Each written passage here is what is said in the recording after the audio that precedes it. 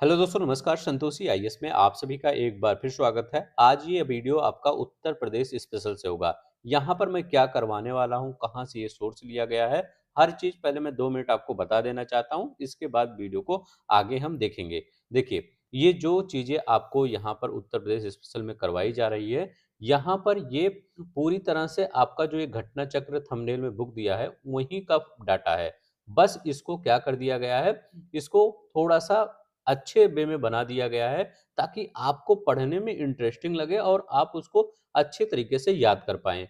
अभी जो भी पेपर होगा आपका इस समय, चाहे आरओ, एआरओ मेंस का हो, चाहे उत्तर प्रदेश का कोई भी एग्जाम हो, उसके लिए ये इम्पोर्टेंट है। हर एक चीज़ें जो भी आपका डाटा है, न्यू डाटा है, उसको भी ले लिया गया है। जो भी चीज़ें आपके पेपर में प्रीवियस ईयर में पूछी गई हैं, वो सभी कुछ डाटा यहाँ पर ले लिया गया है। देखिए, बहुत अच्छे तरीके से अरेंज करके यहाँ पर आपको बता दिया गया है एक-एक टॉपिक, ठीक है? तो चलते हैं, हम शुरू करते हैं बिना किसी देरी के। इसका पीडीएफ अगर आपको चाहिएगा तो इसका पीडीएफ आपको लिंक दिया गया होगा नीचे डिस्क्रिप्शन बॉक्स में, या मैं कमेंट में पिन कर दूंगा कल के बाद।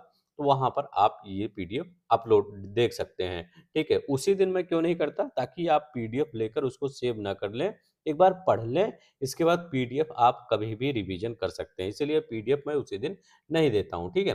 तो चलते हैं, यही आपका बुक है, जो ये बुक दिख रहा है, यही बुक है। इसी बुक का जो फैक्ट डाटा है, जो पेपर में पूछा गया है, उन्हीं को हम पढ़ने वाले हैं। थोड़ा-सा ट्रिक के साथ, कुछ फिगर के साथ याद हो जाए। तो चलते हैं, यहाँ पर शुरू करते हैं बिना किसी देरी के। अगर देखिए अच्छा लगेगा तो प्लीज़ लाइक, शेयर, सब्सक्राइब कर लेंगे, क्योंकि इस वीडियो को बनाने से पहले इस पीपीटी को बनाना पड़ता है। पीपीटी बनाना तो आसान रहता है, लेकिन उसमें हर एक चीज़ों को देखना पड़ता है, कौन-सी चीज़ें कोई चीज़ें गलत तो नहीं हो गई है, हर एक चीज़ों को मिलाना पड़ता है।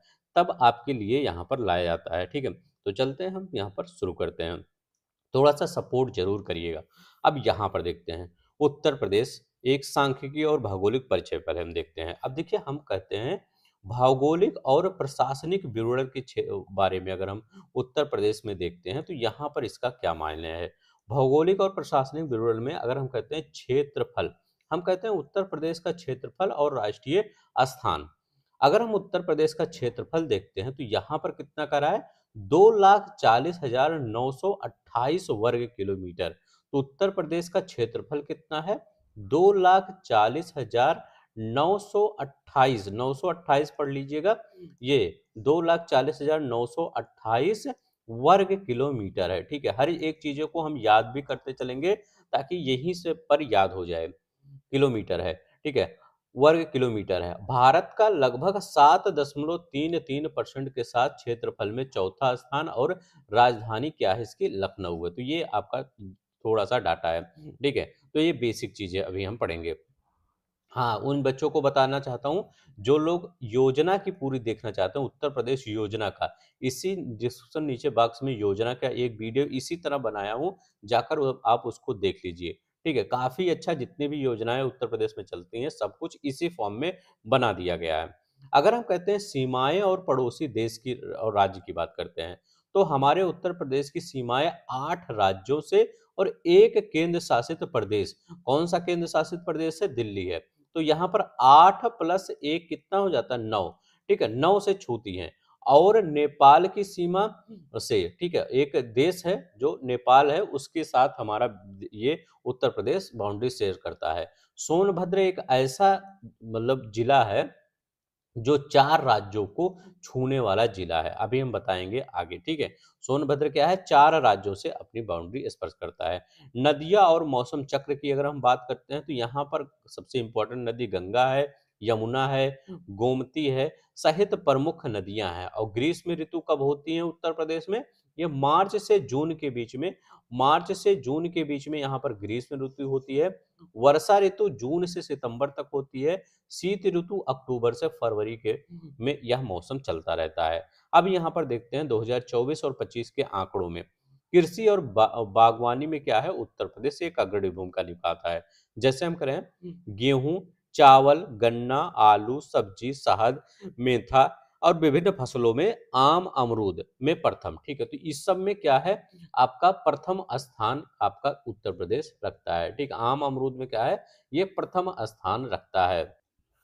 पशुधन और दुग्ध उत्पादन की हम बात करें, उत्तर प्रदेश में कुल पशुधन और दुग्ध उत्पादन के मामले में पूरे देश में ये प्रथम स्थान रखता है। ठीक है, पशुधन और दुग्ध उत्पादन के मामले में प्रथम स्थान रखता है। बुनियादी ढांचा और सेवाएं, रेल मार्ग की अगर हम बात करते हैं, बैंक शाखाओं की बात करते हैं, पोस्ट ऑफिस की बात करते हैं, और कुल विद्युत उत्पादन के अतिरिक्त देश में क्या है, ये प्रथम स्थान रखता है। देखिए, उत्तर प्रदेश में शीर्ष स्थान क्या है, गेहूं, चावल, कुल अनाज अगर हम देखते हैं तो उत्तर प्रदेश में है आलू हुआ, गन्ना हो गया, हरी मटर हो गया, मेथा मतलब ये मेथा ऑयल नहीं होता है जो पिपरमिंट जिसको बोलते हैं, ठीक है, ये, और कुल सब्जी में हुआ, आम में हुआ, अमरूद में हुआ, तरबूज में हुआ, शहद हुआ, गुलाब और ग्लेडियो इसमें प्रथम स्थान रखता है। ठीक है, और यहाँ पर भी प्रथम स्थान है, और वही रेल, बैंक, डाकघर इस सब में प्रथम स्थान रखता है। तो ठीक है, ये आपको मतलब ये कौन सा प्रथम स्थान है, और यहाँ थोड़ा सा भौगोलिक डाटा हम देख लिए बस। ये आपका बेसिक चीजें था। ठीक है, ये आपका बेसिक चीजें था, यहाँ पर कुछ नहीं है, ये सिर्फ याद कर लीजिए भागों कहाँ पे हमारा प्रथम स्थान है। यहाँ पर देखते हैं, करें सीमावर्ती जिले एक भौगोलिक अवलोकन। अगर हम उत्तर प्रदेश की बात करते हैं तो उत्तर प्रदेश की जो सीमा है वो कौन कौन से देशों के साथ शेयर करती है, तो मध्य प्रदेश के साथ हमारा 11 जिलों के, सॉरी देशों ने, कौन कौन से राज्यों के साथ शेयर करता है। तो यहाँ पर जो उत्तर प्रदेश के जिले हैं, कितने जिले हैं, तो 11 जिले हैं जो एमपी के साथ बाउंड्री शेयर करते हैं। 11 जिले हैं जो एमपी के साथ बाउंड्री शेयर करते हैं। उत्तराखंड के साथ 7 जिले हैं जो आपके बाउंड्री शेयर करते हैं। उत्तराखंड के साथ 7 जिले हैं, बिहार के साथ भी 7 जिले हैं जो बाउंड्री यहाँ पर शेयर करते हैं। अभी हम यहाँ पर पूरा बताते हैं कौन कौन किससे करता है। तो पहले हम किससे चलते हैं, हिमाचल प्रदेश में, हिमाचल प्रदेश से हम चलते हैं। इसके बाद और भी, हिमाचल प्रदेश से कितनी बाउंड्री शेयर करती है, हिमाचल प्रदेश से सिर्फ एक जिला है जिसका नाम है सहारनपुर। यही सहारनपुर हिमाचल प्रदेश से बाउंड्री शेयर करता है। तो सहारनपुर एक ऐसा जिला है जो हिमाचल प्रदेश राज्य से बाउंड्री शेयर करता है। ठीक है, सहारनपुर हिमाचल प्रदेश राज्य से बाउंड्री शेयर करता है। जिनको उत्तर प्रदेश का पूरे 6 महीने का, पूरे 1 साल का करंट अफेयर देखना होगा, पूरे अच्छी तरीके से एमसीक्यू थ्योरी हर चीज, वो नीचे डिस्क्रिप्शन बॉक्स पे लिंक दिया गया, वहां से जाकर क्लिक करके देख सकते हैं। 2 के स्पीड में देख लेंगे आपका हो जाएगा, क्योंकि अभी हाल ही में एक पेपर हुआ था, वहां से उसी करंट अफेयर से लगभग 2 से 3 क्वेश्चन आ गया था। ठीक है, तो हिमाचल प्रदेश है सहारनपुर। अगर हम इसके बात करते हैं हरियाणा से, हरियाणा से हमारा 6 जिले शेयर करते हैं बाउंड्री। हरियाणा के 6 जिले कौन से हैं जो हरियाणा से शेयर करते हैं, तो यहाँ पर सहारनपुर। ठीक है, अब हम हरियाणा से देखते हैं हरियाणा से कितने बाउंड्री शेयर करते हैं। तो हरियाणा से एक सहारनपुर शेयर करता है। ठीक है, सहारनपुर शेयर करता है। दूसरा आपका कौन सा है, दूसरा आपका शामली है। ठीक है, शामली हरियाणा से बाउंड्री शेयर करता है। तो ऐसे पूछ सकते हैं क्या शामली हरियाणा से बाउंड्री शेयर करता है कि नहीं करता है। तीसरा आपका क्या है, बागपत, बागपत बाउंड्री शेयर करता है, याद रख लेंगे बागपत। चौथा आपका क्या है, गौतम बुद्ध नगर, गौतम बुद्ध नगर, ये क्या करता है, ये बाउंड्री शेयर करता है, गौतम बुद्ध नगर।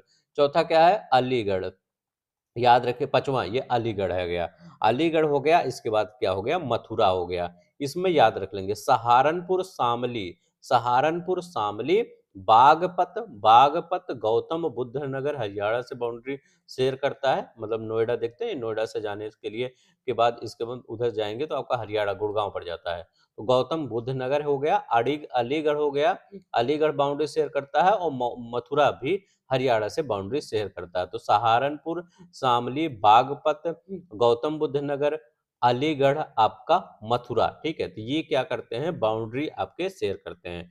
ठीक है, अब यहाँ पर क्या होता है, राजस्थान की बात करते हैं। तो राजस्थान से कौन कौन से जिले हैं जो बाउंड्री शेयर करते हैं, तो राजस्थान से आप कौन से जिले हैं, राजस्थान से आप याद रख लेंगे मथुरा। ठीक है, मथुरा आप याद रख लेंगे, राजस्थान से मथुरा। और क्या याद रख लेंगे, आगरा याद रखेंगे, 2 जिले याद रखेंगे, मथुरा और आगरा राजस्थान से शेयर करते हैं। तो राजस्थान से कौन से, मथुरा और आगरा राजस्थान से जिले शेयर करते हैं। अब देखिए मध्य प्रदेश से आते हैं। मध्य प्रदेश बहुत इंपॉर्टेंट है। पहला सोनभद्र याद रख लेंगे, तो सोनभद्र याद रख लेंगे जो बाउंड्री शेयर करता है। दूसरा कौन सा याद रखेंगे? दूसरा आपका मिर्जापुर याद रख लेंगे, सोनभद्र मिर्जापुर। तीसरा आपका मध्य वो प्रयागराज, प्रयागराज याद रखेंगे। एक दो तीन हो गया। इसके बाद आपका चौथा चित्रकूट याद रख लेंगे, ठीक है। ये इधर उधर बन गया होगा, ठीक है, मतलब लेकिन आपका मतलब ये जो बनाया गया है इधर-उधर में, लेकिन मैं बता दे रहा हूँ कौन-कौन से बाउंड्री शेयर करता है, मतलब इधर नहीं चित्रकूट होगा, नीचे होगा, लेकिन ये इस साइड उस साइड बन गया है, ठीक है। उससे के मत देखिएगा, सिर्फ इतना देख लीजिएगा कौन-कौन। चित्रकूट हो गया। इसके बाद आपका कौन-सा हो गया? बांदा हो गया, तो बांदा आपका 5वां हो गया, झांसी आपका 6वां हो गया, आगरा आपका 7वां हो गया, ठीक है। कौन-सा? आगरा आपका 7वां हो गया, ललितपुर 8 हो गया, महोबा 9 हो गया, और ये जालौन आपका 10 हो गया, और 11 जालौन क्या हो गया? जस 10 हो गया, ठीक है, यहाँ पे। और आपका 11 क्या हो गया? इटावा हो गया। तो यहाँ पर ये याद रख लेंगे कौन-कौन सा? एक बार मैं बस सोनभद्र हो गया, मिर्ज़ापुर हो गया, प्रयागराज, चित्रकूट, बांदा, महोबा, झांसी, ललितपुर, आगरा, इटावा, जालौन। ये आपका मध्य प्रदेश के साथ सीमा साझा करता है। छत्तीसगढ़ के साथ याद रख लेंगे, छत्तीसगढ़ के साथ सिर्फ सोनभद्र, ये देखिए छत्तीसगढ़ के साथ सिर्फ सोनभद्र बाउंड्री शेयर करता है। झारखंड के साथ भी सिर्फ सोनभद्र, तो दोनों याद रख लेंगे। झारखंड और छत्तीसगढ़ के साथ सिर्फ सोनभद्र बाउंड्री शेयर करता है, ठीक है। झारखंड छत्तीसगढ़ के साथ सिर्फ सोनभद्र। बिहार के साथ 7 जिले कौन से हैं? पहला याद रख लेंगे महाराजगंज, ठीक है, महाराजगंज, ठीक है। महाराजगंज के बाद आपका कुशीनगर, ठीक है, कुशीनगर आपका ये आता है। महाराजगंज, कुशीनगर, इसके बाद कौन सा आता है? देवरिया। देवरिया कहाँ? ये बिहार से बाउंड्री शेयर करता है, तो देवरिया हो गया। बलिया हो गया, तो बलिया हो गया, बलिया, ठीक है, तो बलिया आपका बाउंड्री शेयर करता है। बलिया के बाद आपका गाजीपुर हो गया, गाजीपुर भी बाउंड्री शेयर करता है। चंदौली शेयर करता है, और सोनभद्र, यहाँ चंदौली पर जाता है, यहाँ पर सोनभद्र तो है ही है, ठीक है। यहाँ सोनभद्र भी शेयर करता है, तो याद रख लेंगे। यहाँ पर पूछ सकते हैं सोनभद्र बिहार के साथ बाउंड्री शेयर करता है कि नहीं, तो बिहार सोनभद्र के साथ बाउंड्री शेयर करता है। उत्तराखंड के पास तो याद रखेंगे सहारनपुर, उत्तराखंड, तो ठीक है। सहारनपुर आपका हो जाता है। मुजफ्फर नगर याद रखेंगे, मुजफ्फरनगर, ठीक है। बिजनौर याद रख लेंगे, आप याद रखेंगे क्या है? बिजनौर। इसके बाद मुरादाबाद याद रख लेंगे, मुरादाबाद। रामपुर याद रख लेंगे, और पीलीभीत याद रख लेंगे। तो ये कौन सा हो जाएगा? तो यहाँ पर ये उत्तराखंड के साथ सहारनपुर हो जाएगा, मुजफ्फरनगर हो जाएगा, बिजनौर हो गया, मुरादाबाद हो गया, रामपुर हो गया, पीलीभीत। ये सब क्या है? ये आपका उत्तराखंड के साथ। केंद्र शासित प्रदेश दिल्ली के साथ कौन सा? तो गाजियाबाद। दो चीजें याद रखेंगे, दिल्ली के साथ दो चीजें बाउंड्री शेयर करता है। केंद्र शासित प्रदेश क्या हो गया? गाजियाबाद बाउंड्री शेयर करता है, और गौतम बुद्ध नगर। दिल्ली के साथ गाजियाबाद याद रख लेंगे, गाजियाबाद और गौतम बुद्ध नगर, ठीक है, गौतम बुद्ध नगर। तो ये याद रख लेंगे, दिल्ली के साथ गौतम बुद्ध नगर, गाजियाबाद, ये याद रख लेंगे। उत्तराखंड के साथ कितने बाउंड्री शेयर करते हैं? तो 7 उत्तराखंड के साथ, बिहार के साथ 7, दोनों याद रखेंगे। उत्तराखंड के साथ, बिहार के साथ 7। सोनभद्र जिला मध्य प्रदेश, छत्तीसगढ़, झारखंड और बिहार के साथ सीमा साझा करने वाला एक, मतलब 4 राज्यों के साथ सोनभद्र। यहाँ देखिए, यहाँ सोनभद्र है, सोनभद्र इधर छत्तीसगढ़ से, एक बार मिटा देते हैं फिर दिखाते हैं। यहाँ पर सोनभद्र है, तो सोनभद्र के साथ क्या है? ये देखिए छत्तीसगढ़ बाउंड्री शेयर करता है, इधर मध्य प्रदेश शेयर करता है, इधर झारखंड शेयर करता है, इधर बिहार शेयर करता है। तो ये सोनभद्र के साथ 4 अक्षर सोनभद्र में मिले हैं ना, तो 4 लोग बाउंड्री शेयर करते हैं। बस इतना याद रख लेंगे, ये बेसिक था। सहारनपुर जिला उत्तराखंड, हिमाचल प्रदेश और हरियाणा तीनों के साथ सीमा साझा करता है। सहारनपुर ऐसा जिला है जो उत्तराखंड के साथ भी बाउंड्री, जैसे इधर सोनभद्र वाला सिस्टम है, ऐसे इधर क्या है? सहारनपुर वाला। इधर 4 है, इधर 3 है। सहारनपुर उत्तराखंड, हिमाचल प्रदेश और हरियाणा तीनों के साथ बाउंड्री शेयर करता है। ये याद रख लेंगे, बस इतना याद रख लेंगे। अभी ये, हाँ, जितना भी आपका होगा इसमें फैक्ट ही होगा, तो याद करने में थोड़ा-सा हो सकता है कठिनाई हो, लेकिन आपको याद ही करवा देंगे। जनसंख्या और सामाजिक संरचना, जनसंख्या और सामाजिक संरचना, प्रदेश की जनसंख्या कितना है? 19.98 करोड़। तो प्रदेश की जनसंख्या 19.98 करोड़ है, ठीक है, जनसंख्या, जो भारत की कुल जनसंख्या का 16.50% है। अब देखिए यहाँ पर 16.50% ये कह रहा है, और पीछे हमने क्या पढ़ा था पहले ही हम स्लाइड में पढ़े थे कि क्षेत्रफल अगर हम देखते हैं तो 7.33% है। तो अगर हम 100% में कितना हम क्षेत्रफल लिए हैं, 7% लिए हैं, और इसी में हमने 16% जनसंख्या भी रख दिया है। ठीक है, तो याद रख लेंगे 16% जनसंख्या हमने रख दिया है, 16.5%। ठीक है, तो 16.5 16 7 से दुगुना से ज्यादा।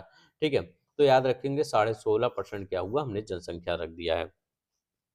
अब देखिए 77.7 ग्रामीण आबादी, राज्य की अधिकांश जनसंख्या ग्रामीण क्षेत्रों में निवास करती है। कह रहे हैं यहाँ पर जो राज्य की अधिकांश जनसंख्या है वो कहाँ पर निवास करती है, तो राज्य की जो अधिकांश जनसंख्या है वो निवास करती है ग्रामीण क्षेत्रों में।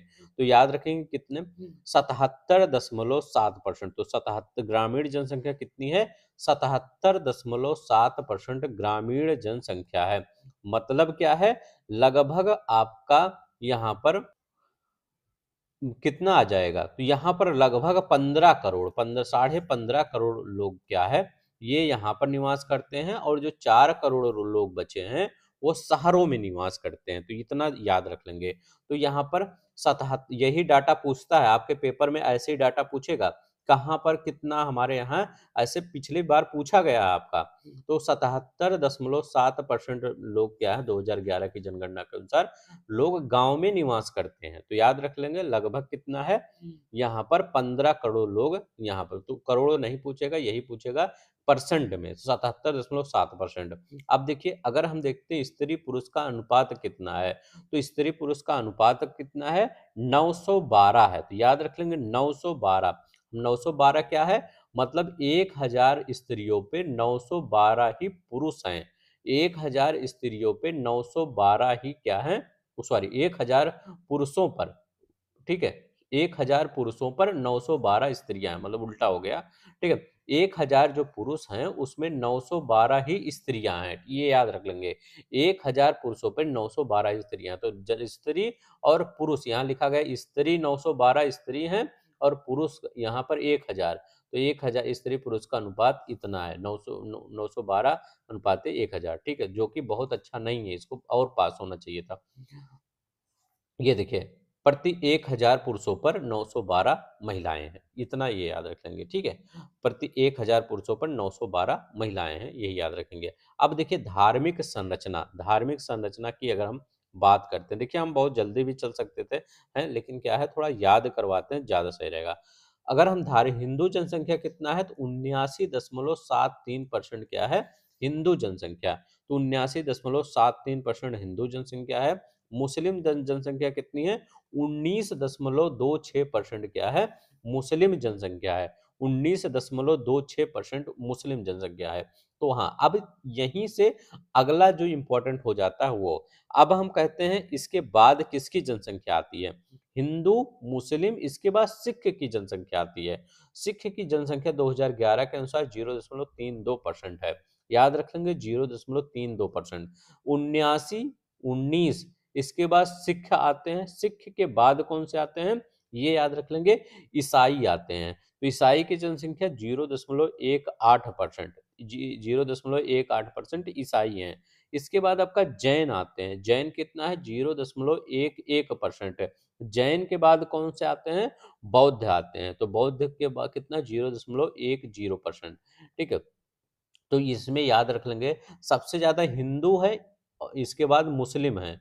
ठीक है, ये तो याद हो जाएगा आपको। ठीक है, ये तो नहीं प्रॉब्लम है, 79 और 19। ठीक है, इसके बाद सिख आते हैं, तो याद रख लेंगे सिख आते हैं। ठीक है, सिख कितना, 0.32%। ठीक है, इसके बाद आपका सिख के बाद ईसाई आते हैं, ना कि जैन बौद्ध करिएगा, ईसाई आते हैं, ये याद रख लेंगे। ईसाई कितना, 0.18%।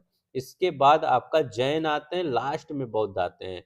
जैन कितना, 0.11। और जब बौद्ध की बात करें तो 0.1 लिख के 0 कर दीजिएगा। ठीक है, बहुत कम ही है, मतलब जैन से तो वैसे भी कम है। ठीक है, तो हिंदू हुआ, मुस्लिम हुआ, सिख हुआ, ईसाई हुआ, जैन हुआ और बौद्ध हुआ। हिंदू, मुस्लिम, सिख, जैन, ईसाई, बौद्ध, ये आप सीक्वेंस जरूर याद रखिएगा कि ऐसे कैसे, मतलब कैसे, एक बार पूछा भी गया है कि ये आपका संख्या क्या है? पहले ज़्यादा हिंदू हैं उत्तर प्रदेश में, फिर मुस्लिम हैं, ये तो याद नहीं करना है। फिर सिख हैं, फिर ईसाई हैं। सिख के बाद ईसाई हैं, फिर जैन हैं, फिर बौद्ध हैं। ये सीक्वेंस है। ठीक है, अब देखिए यहाँ पर साक्षरता हम देखते हैं तो 67.7% हमारी साक्षरता है। पुरुष में इसमें 10 जोड़ेंगे तो 77 आ जाएगा। 77.3 क्या है? पुरुष साक्षरता। तो 77.3% क्या है? पुरुष साक्षरता। महिला साक्षरता की 57.2% क्या है? आपका महिला साक्षरता है। तो 57.2% महिला साक्षरता है। पुरुषों और महिलाओं की साक्षरता में बड़ा अंतर है। ठीक है, सोचिए इसका 10 घटा देंगे तो महिला आ जाएगा, इसका 10 जोड़ देंगे तो पुरुष आ जाएगा। अब यहाँ पर देखते हैं शहरी कितना है, स्थानीय बनाम ग्रामीण। तो शहरी जनसंख्या, शहरी साक्षरता, तो शहरी साक्षरता 75.1, ग्रामीण साक्षरता 65.5%। तो शहरी कितना साक्षरता है? 75.1 है। तो ग्रामीण साक्षरता आपका क्या है? ये 65.5 है। यहाँ अब देखिए शहरी साक्षरता और ग्रामीण साक्षरता की तुलना में अधिक है। ठीक है, शहरी साक्षरता तो वैसे भी महिला जीवन प्रत्याशा कितनी है? देखिए टोटल जीवन प्रत्याशा उत्तर प्रदेश में कितनी है? तो टोटल जीवन प्रत्याशा उत्तर प्रदेश में 67.2 वर्ष है। ठीक है, मतलब जीवन प्रत्याशा मतलब लोग लगभग कितना साल तक जी रहे हैं? तो 67.2% तक लोग जी रहे हैं।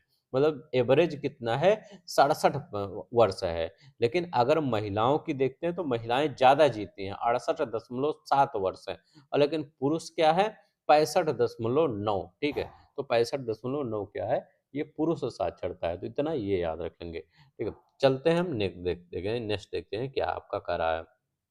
अब देखिए उत्तर प्रदेश सामाजिक, आर्थिक और प्रशासनिक एक नज़र में ये देख लेते हैं।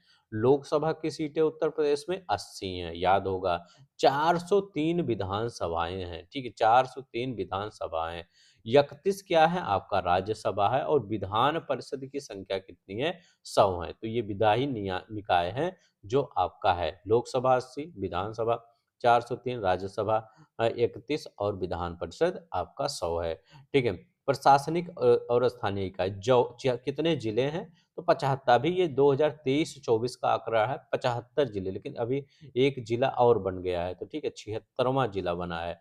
ठीक है, तो याद रख लेंगे अटल बिहारी वाजपेयी के नाम पर बना है। ठीक है, तो याद रख लेंगे कि वो सॉरी कल्याण सिंह के नाम पे बना है। ठीक है, तो यहाँ पर एक 76वां जिला बना है। अब कह रहे हैं 18 मंडल हैं, 351 तहसीलें हैं। तो कितनी तहसीलें हैं? 351 तहसीलें हैं। ग्राम पंचायत की कितनी है? 57,691 इक्यानवे ग्राम पंचायतें। विकास खंड 826 विकास खंड है। नगर निगम 17 है। नगर पालिका परिषद 200। ठीक है, और 546 नगर पंचायतें हैं। 97,814 आबाद ग्राम है। ये देखिए, अब देखिए यहाँ पर क्या है? यहाँ पर कह रहा है निर्धरता हो जाएगा।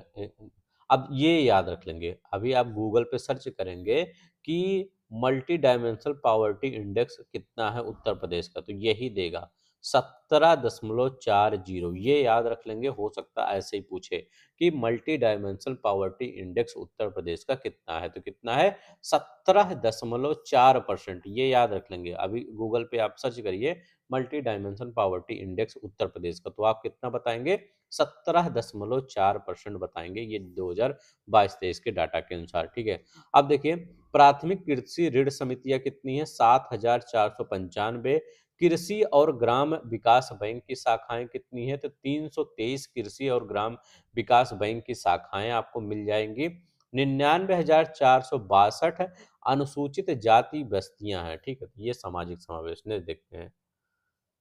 अब देखिए उत्तर प्रदेश परिवहन और संचार बुनियादी ढांचा एक व्यापक अवलोकन देखते हैं। यहाँ पर राष्ट्रीय राजमार्ग, अब देखिए देश में उत्तर प्रदेश का कौन सा है? दूसरा स्थान है। किसमें? 12,123 किलोमीटर हमारा क्या है? हम ये उत्तर प्रदेश में जो सड़क का जाल फैला हुआ है, कितना? 12,123 किलोमीटर। देश में दूसरा स्थान, ये ज्यादा इंपॉर्टेंट है। 31 दिसंबर 2024 तक राज्य में 90 राष्ट्रीय राजमार्ग हैं, जिनमें एन एच 19, जो एन एच 19 है वो सबसे पुराना है NH19 सबसे लंबा है और पुराना NH2 है। तो NH2 जो है वो सबसे क्या है, पुराना है, सबसे ओल्ड है। और सबसे लंबा कौन सा है? NH19 उत्तर प्रदेश में, उत्तर प्रदेश की बात कर रहे हैं, 19 NH19 सबसे लंबा राष्ट्रीय राजमार्ग है। तो ये या हमेशा याद रखेंगे। अगर मैं पूछूं आपसे सबसे लंबा राष्ट्रीय राजमार्ग कौन है, तो NH19 है। हम कह रहे हैं सबसे पुराना कौन है, तो NH2 सबसे पुराना है। अगर अच्छा लग रहा होगा आपको कि आपको कुछ लाया गया है अच्छी चीजें, तो आप प्लीज लाइक शेयर सब्सक्राइब कर सकते हैं। कह रहे हैं 1859 पहली रेलगाड़ी प्रयागराज से कानपुर चली। तो यह कह रहे हैं पहली रेलगाड़ी कहाँ से चली है, तो पहली रेलगाड़ी प्रयागराज से कानपुर के बीच में चली है। कब चली है? 1859 में पहली रेलगाड़ी प्रयागराज से कानपुर के बीच में चली है। ठीक है। अब देखिए परिवहन से ऐतिहासिक प्रथम है 1911 में पहली हवाई डाक टिकट सेवा। ठीक है, तो हवाई डाक सेवा पहली बार प्रयागराज से नैनी। तो याद रख लेंगे हवाई डाक सेवा पहली बार क्या है, 1911 में प्रयागराज से नैनी के बीच में पहली रेलगाड़ी प्रयागराज से कानपुर के बीच में। ठीक है, 1859 में ये हो गया। अब यहाँ पर देखते हैं सड़क नेटवर्क। 2,79,561 किलोमीटर पक्की सड़कें। लोक निर्माण विभाग 2022-23 के संबंधित पक्की सड़कें प्रदेश में कुल 17,953 डाकघर कार्यरत हैं। ठीक है, तो ये सड़क है और ये राष्ट्रीय राज, दोनों कंफ्यूज मत होइएगा। ये 12,123 किलोमीटर राष्ट्रीय राजमार्ग की लंबाई है और कुल सड़क नेटवर्क देखते हैं तो 2 लाख पहुंच जाता है ये। ठीक है। अब यहाँ पर बहुत इंपॉर्टेंट है, कम करें परिवहन निगम और नियामक प्राधिकरण। कह रहे हैं UPSRTC। जब आप बस पे बैठते हैं, आते हैं जाते हैं कहीं पर, तो ये देखते हैं इसकी स्थापना कब हुआ था, तो 1972 में। तो ऐसा सोच लीजिएगा कि मैं अब बस में ये बैठा हूँ 1972 से लेकर अभी तक इसमें सफ़र कर रहा हूँ। ठीक है, तो ऐसे सोच लिए, मतलब आप हो सकता है उस समय पैदा भी नहीं हो सकता है क्या उस समय का हो कौन। ठीक है, तो यहाँ पर 1972 से में UPSRTC की स्थापना हुई थी। ठीक है, सिर्फ ये याद करवाने के लिए। तो ये 1972 से आप कहाँ पे सफ़र कर रहे हैं, कहाँ पे, यहाँ पर। अगर हम यमुना एक्सप्रेस पे आप कब चढ़े थे, आप कह देंगे हम 2001 में यमुना एक्सप्रेसवे पर चढ़े थे। तो यमुना एक्सप्रेसवे प्राधिकरण की स्थापना 2001 में हुआ था। तो अगर मैं कहूँ यमुना एक्सप्रेसवे प्राधिकरण स्थापना कब हुआ था, तो 2001 बताइएगा। कितना? 2001 बताएंगे। ठीक है, इंपॉर्टेंट है। कितना बताएं? 2001। राज्य राजमार्ग प्राधिकरण, ठीक है, राज्य राजमार्ग प्राधिकरण 2004 में स्थापित हुआ था। तो राज्य राजमार्ग प्राधिकरण कब स्थापित हुआ था? 2004 में। यमुना एक्सप्रेसवे प्राधिकरण 2001 में। तो दोनों ही अंतर समझिएगा, जब यमुना कहे तो 1 लगाइएगा और जब कहे राज्य राजमार्ग प्राधिकरण 2004 लगाइएगा। अब यहाँ पर जो वो ये एक्सप्रेसवे हैं उनकी लंबाई दे दिया गया है, इनकी लंबाई कौन सी होगी। हम कह रहे हैं गंगा एक्सप्रेसवे की कुल लंबाई कितना है, 593.97 किलोमीटर। मतलब यहाँ पर और देखिए सबसे लंबा है, लगभग सबका दुगुना है। तो गंगा एक्सप्रेसवे की जो लंबाई है 593.947 किलोमीटर है गंगा एक्सप्रेसवे की। पूर्वांचल और आगरा, ठीक है, आगरा लखनऊ। तो अगर पूर्वांचल की हम देखते हैं तो ये क्या है, 340.8 किलो, मतलब 340 याद रख लेंगे। और आगरा लखनऊ की तो यार 302.22 किलोमीटर। ठीक है, तो ये इसमें याद रख लेंगे। करें बुंदेलखंड यमुना और गोरखपुर लिंक एक्सप्रेस वे। तो याद रखेंगे बुंदेलखंड का 296 किलोमीटर, यमुना 165 किलोमीटर और गोरखपुर लिंक का 91 याद रख लेंगे। कितना है? गोरखपुर लिंक में 91 किलोमीटर। ठीक है, तो 91.35 किलोमीटर। और ये किसका है? गोरखपुर यमुना का 165.537 हो जाएगा। ठीक है, यमुना एक्सप्रेस वे क्या, और बुंदेलखंड इसमें 296 किलोमीटर। पूर्वांचल 340.824, ये देखिए यहाँ लिखा गया है। पूर्वांचल एक्सप्रेस वे आगरा और लखनऊ एक्सप्रेस वे का 302 किलोमीटर है। Bundelkhand express way 296 kilometre. ठीक है, Yamuna 165 kilometre Yamuna express way भी। गोरखपुर लिंक, तो लिंक है तो 91.35 किलोमीटर है गोरखपुर लिंक एक्सप्रेस वे की लंबाई। तो ये इतना ये याद रखेंगे। चलते हैं न देखते हैं।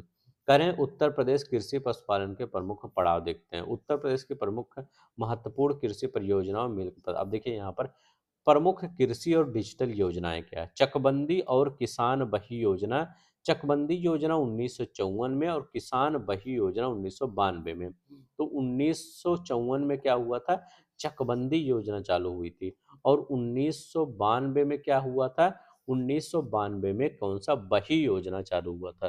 तो बही योजना 1992 में चालू हुआ था। चकबंदी योजना आपका कब शुरू हुआ था, तो चकबंदी योजना आपका 54 में। तो 92 और 54 में। कर ई डिस्ट्रिक्ट्स और किसान रथ परियोजना। कृषि सेवाओं के आधुनिकीकरण हेतु इन्हें क्रमशः 2009 और 2010-11 में लॉन्च किया गया है। ठीक है, ई डिस्ट्रिक्ट और किसान रथ परियोजना क्या है, कृषि सेवाओं के आधुनिकीकरण हेतु इन्हें क्रमशः 2009 और 2011 में लॉन्च किया गया। ई डिस्ट्रिक्ट कब लॉन्च किया गया था, ई डिस्ट्रिक्ट आपका 2009 में लॉन्च किया गया था। और किसान रथ परियोजना 2010-11 में लॉन्च किया गया था। किसान रथ 2010-11 में। किसान मित्र, किसान मित्र योजना 2001 में आया था। तो किसान मित्र, तो मित्र कितना होता है, तो याद रख लेंगे हमेशा मित्र एक ही आपका सबसे प्यारा। आप कहते होंगे मेरा सबसे प्यारा मित्र वो है राम श्याम घनश्याम कुछ भी होगा, ठीक है। तो याद रख लेंगे आपका सबसे प्यारा मित्र कौन सा होगा, एक होगा। तो एक मतलब 2001 में। तो किसान मित्र योजना कब हुआ था, 2001 में। और ऊर्जा शहर योजना कब हुआ था, 2008 में ऊर्जा शहर योजना।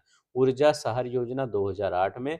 कृषि सशक्तिकरण के प्रमुख कदम थे। तो कृषि सशक्तिकरण के प्रमुख कदम पूछा है, किसान मित्र योजना तो 2001 में, ऊर्जा शहर योजना 2008 में। ये याद रखेंगे। ई डिस्ट्रिक्ट आपका 9 में। और किसान रथ परियोजना 2011 में लॉन्च किया गया था। दुग्ध उत्पादन और क्षेत्रीय विशेषज्ञता 450 ग्राम है प्रति व्यक्ति प्रतिदिन। ठीक है, तो मतलब एक व्यक्ति प्रतिदिन 450 ग्राम क्या है, ये उत्पादन करता है। तो ये देखिए उत्तर प्रदेश 450 ग्राम और पूरा देश में 471 ग्राम। तो 2023-24 में उत्तर प्रदेश की दुग्ध उपलब्धता क्या है, 471 ग्राम के करीब है। तो हमारा थोड़ा सा बहुत ज़्यादा नीचे नहीं है, उसी के लगभग करीब है। प्रमुख कृषि निर्यात जोन एग्री एक्सपोर्ट जोन कौन सा है, आलू के लिए आगरा है। मतलब कृषि निर्यात जोन आलू के लिए कौन सा है, आगरा है। आम के लिए आपका आना पड़ेगा कहाँ पर, लखनऊ में। लखनऊ आम, ठीक है। तो आम बढ़िया होता है, ठीक है, मलिहा वादी उदी आम वहाँ मिल जाता है, ठीक है। आगरा है आलू के लिए। और बरेली है बासमती चावल के लिए। बहुत इंपॉर्टेंट फैक्ट है ये, इंपॉर्टेंट है, याद रख लेंगे। बरेली बासमती चावल के लिए, ठीक है। गो गोकुल पुरस्कार और राज्य दुग्ध परिषद। उत्पादन को बढ़ावा देने के लिए 1976 में परिषद की स्थापना किया गया। कौन सा, राज्य दुग्ध परिषद। तो राज्य दुग्ध परिषद की स्थापना कब किया गया, तो राज्य दुग्ध परिषद की स्थापना 1976 में किया गया। 1976 में राज्य दुग्ध परिषद का स्थापना किया गया। अगर पूछा गया जाए दुग्ध उत्पादन कितना है, 450 ग्राम प्रति व्यक्ति प्रतिदिन, ये है, ठीक है। ये याद रख लेंगे, ये इंपॉर्टेंट है 450। और पूरे देश का कितना है, 471 ग्राम प्रति व्यक्ति प्रतिदिन। नेक्स्ट देखते हैं हमारा क्या है, उत्तर प्रदेश कृषि बुआई और सिंचाई सांख्यिकी। कह रहे हैं यह डाटा उत्तर प्रदेश 2022-23 के दौरान बोए गए सिंचित क्षेत्र कह हैं। कुल कृषि बोए योग्य भूमि, बोए योग्य भूमि कौन है, 182.27 लाख हेक्टेयर। यह भारत की कुल कृषि योग्य भूमि का लगभग 10.31% है। मतलब कुल कृषि कितना बोया गया उत्तर प्रदेश में, 10.13। शुद्ध बोया गया क्षेत्र 161.21 लाख हेक्टेयर। यह प्रदेश की कुल कृषि भूमि योग का 99.43% हिस्सा कवर करता है, ठीक है। फसल गहनता कितना है, 175.2%। सकल बोया गया क्षेत्रफल 223.8 लाख हेक्टेयर तक पहुंच गया। तो ये याद रख लेंगे, ये क्वेश्चन बहुत इंपॉर्टेंट है। फसल गहनता, क्रॉपिंग इंटेंसिटी और कृषि योग्य भूमि पूछ सकते हैं, शुद्ध बोया गया क्षेत्र पूछ सकते हैं, तो ये याद रख लेंगे। ठीक है, एक से अधिक बार बुआई का विवरण 122.60 लाख हेक्टेयर, शुद्ध बोए गए क्षेत्र 76.05। ठीक है, शुद्ध सिंचित क्षेत्र कितना है 140, ये बहुत इंपॉर्टेंट है, हो सकता है शुद्ध शुद्ध सिंचित क्षेत्र कितना है, तो 140.44 लाख हेक्टेयर यह शुद्ध बोए गए क्षेत्र का 87% है, और सकल सिंचित क्षेत्र का 229.48 लाख हेक्टेयर है। कुल सिंचित सृजन क्षमता कितना 385 लाख हेक्टेयर, या देश की कुल सिंचाई के लिए तैयार कुल बुनियादी ढांचा क्षमता को दर्शाता है। तो कितना है 385। ठीक है, कुल सिंचित क्षमता, सिंचित क्षमता का उपयोग 316 लाख हेक्टेयर, मतलब 385 क्षमता है और उपयोग 316 कर रहे हैं। ठीक है, तो ये याद रखेंगे। ये डाटा है, इस डाटा को कभी कभी आपका यूपी के इकोनॉमिक्स पोर्शन में पूछा जाता है, जितने भी डाटा हैं। सिंचाई सांख्यिकी देखिए, नलकूप से कितना सिंचाई होता है 74.1% नल उत्तर प्रदेश में सिंचाई के लिए नलकूप सबसे प्रमुख और प्राथमिक साधन है। नलकूप मतलब ट्यूबवेल, आप जाते नहीं है खेत में जब, तो क्या करते हैं, ट्यूबवेल क्या करता है वो चलता रहता है, तो जब खेत में ट्यूबवेल चलता रहता है तो आप क्या करते हैं उससे सिंचाई कर लेते हैं। ठीक है, ये हो गया। अब यहाँ पर देखते हैं नहर से कितनी सिंचाई होती है, तो नहर से यहाँ पर 15.7% नहर से सिंचाई होती है। कुएं से 9% सिंचाई होती है, सिंचाई में योगदान देता है। ठीक है, तो कुएं से 9.0%। ठीक है, तो सिंचाई में योगदान कुएं से 9%।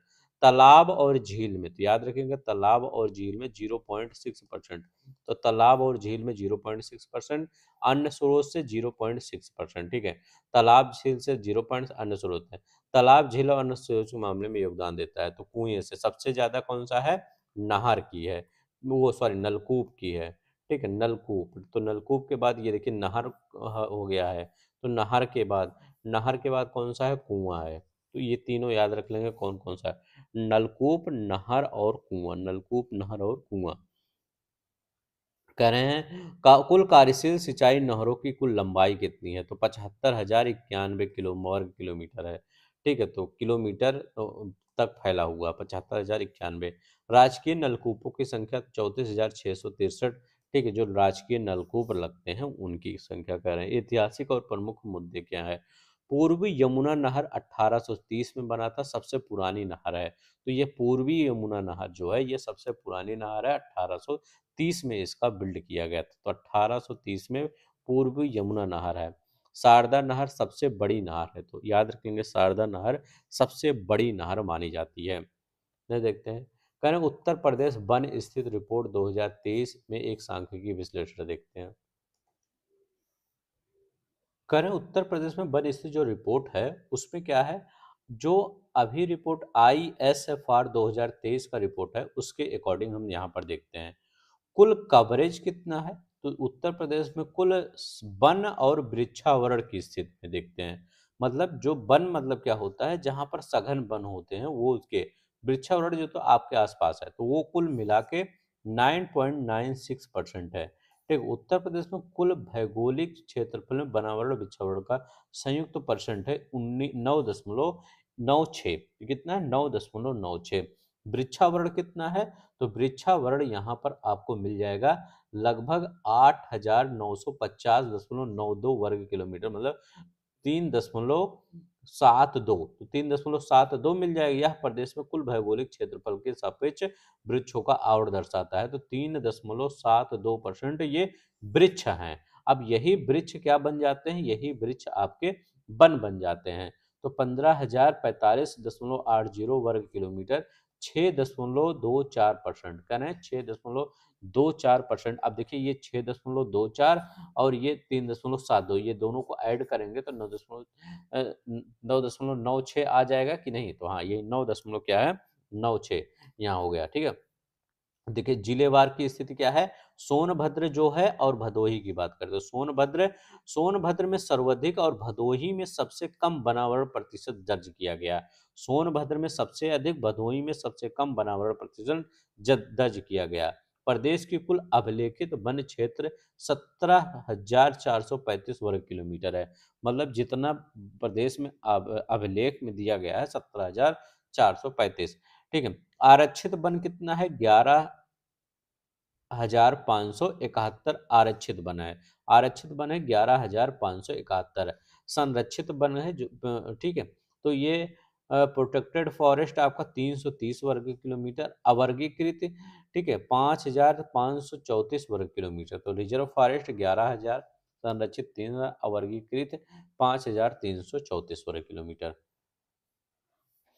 अभिलेखों में वन का अनुपात 7.24%। अभिलेख वन क्षेत्र कितना है? 7.24%। अति सघन क्षेत्रफल 2,688.73 वर्ग किलोमीटर, 1.13%। ठीक है। अति सघन वन करें कितना है? अति सघन वन है।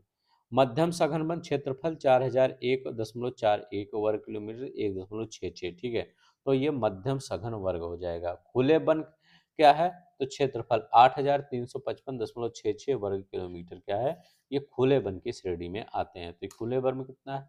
8,356.66 वर्ग। मध्यम वर्ग 4,000, अति सघन 2,668 वो 3 वर्ग किलोमीटर। ठीक ठीक। अब नेक्स्ट देखते हैं हमारा यहाँ पर क्या कर रहा है।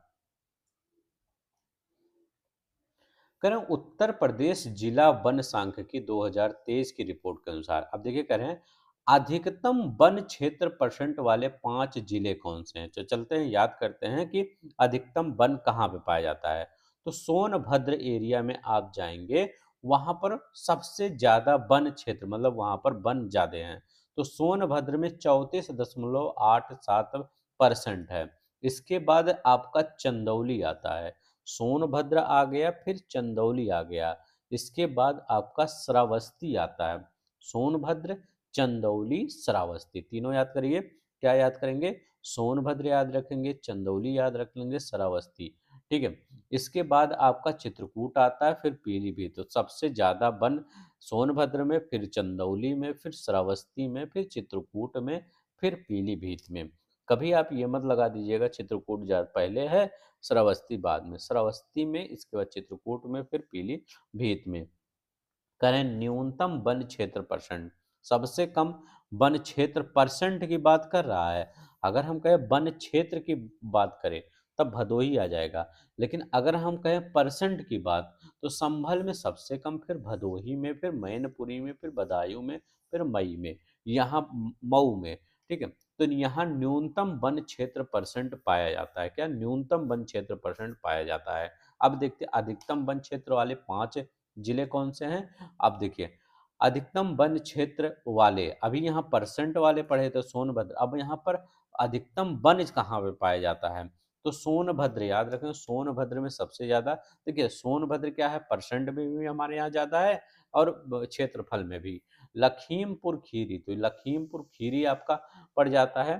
ठीक है। मिर्जापुर पड़ जाता है। तो मिर्जापुर क्या है? तीसरे नंबर पे। तो मिर्जापुर आपका तीसरे नंबर पे, पीलीभीत आपका ठीक है चौथे नंबर पे, और चित्रकूट आपका 5वें नंबर पे।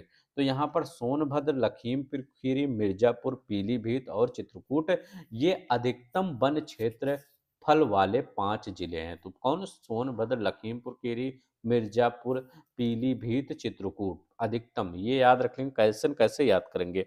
पहला सोनभद्र तो याद ही रहेगा, फिर लखीमपुर खीरी उसी एरिया में, मतलब ये नीचे से एकदम ऊपर चले जाना है आपको, सोनभद्र से एकदम ऊपर चले जाना है, फिर मिर्जापुर, फिर नीचे आना है, फिर ऊपर जाना है, फिर नीचे आना है। मतलब अगर मैं कहूँ ऐसे उत्तर प्रदेश का क्या है, ये मैप है। ठीक है।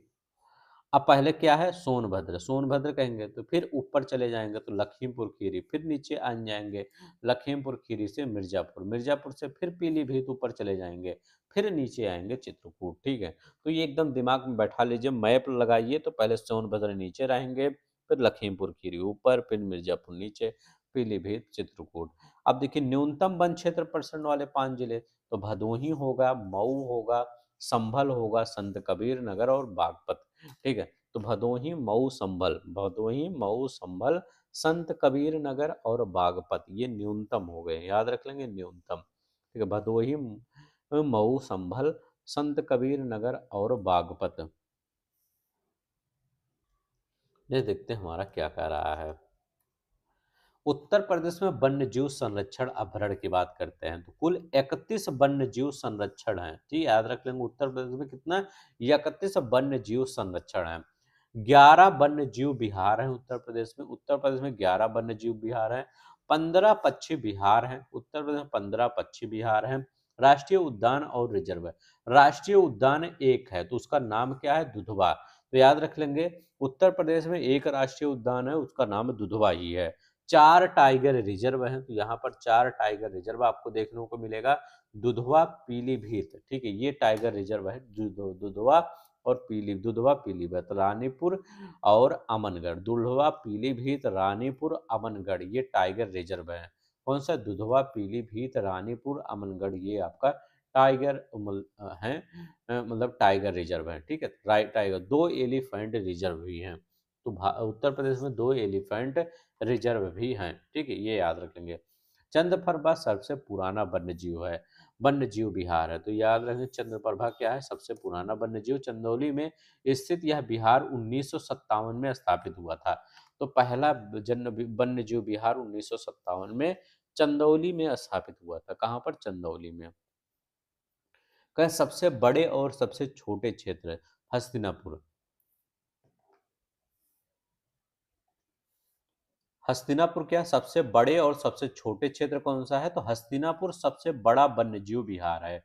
तो हस्तिनापुर सबसे बड़ा वन्यजीव विहार है। 1161.16 वर्ग किलोमीटर है। तो और महावीर स्वामी की सबसे छोटा वन्यजीव विहार है, महावीर स्वामी। तो अभी ये सब बताएंगे कहाँ पर सब है। ठीक है, तो याद रखेंगे, हस्तिनापुर सबसे बड़ा है और महावीर स्वामी सबसे छोटा है। लाख बिहोसी सबसे बड़ा पक्षी विहार कौन सा है, कन्नौज में आपका लाख बिहोसी। तो लाख बिहोसी सबसे बड़ा पक्षी विहार कौन सा है, कन्नौज में है ये। शेखा झील, तो शेखा झील याद रखिएगा, सबसे छोटा पक्षी विहार है शेखा झील।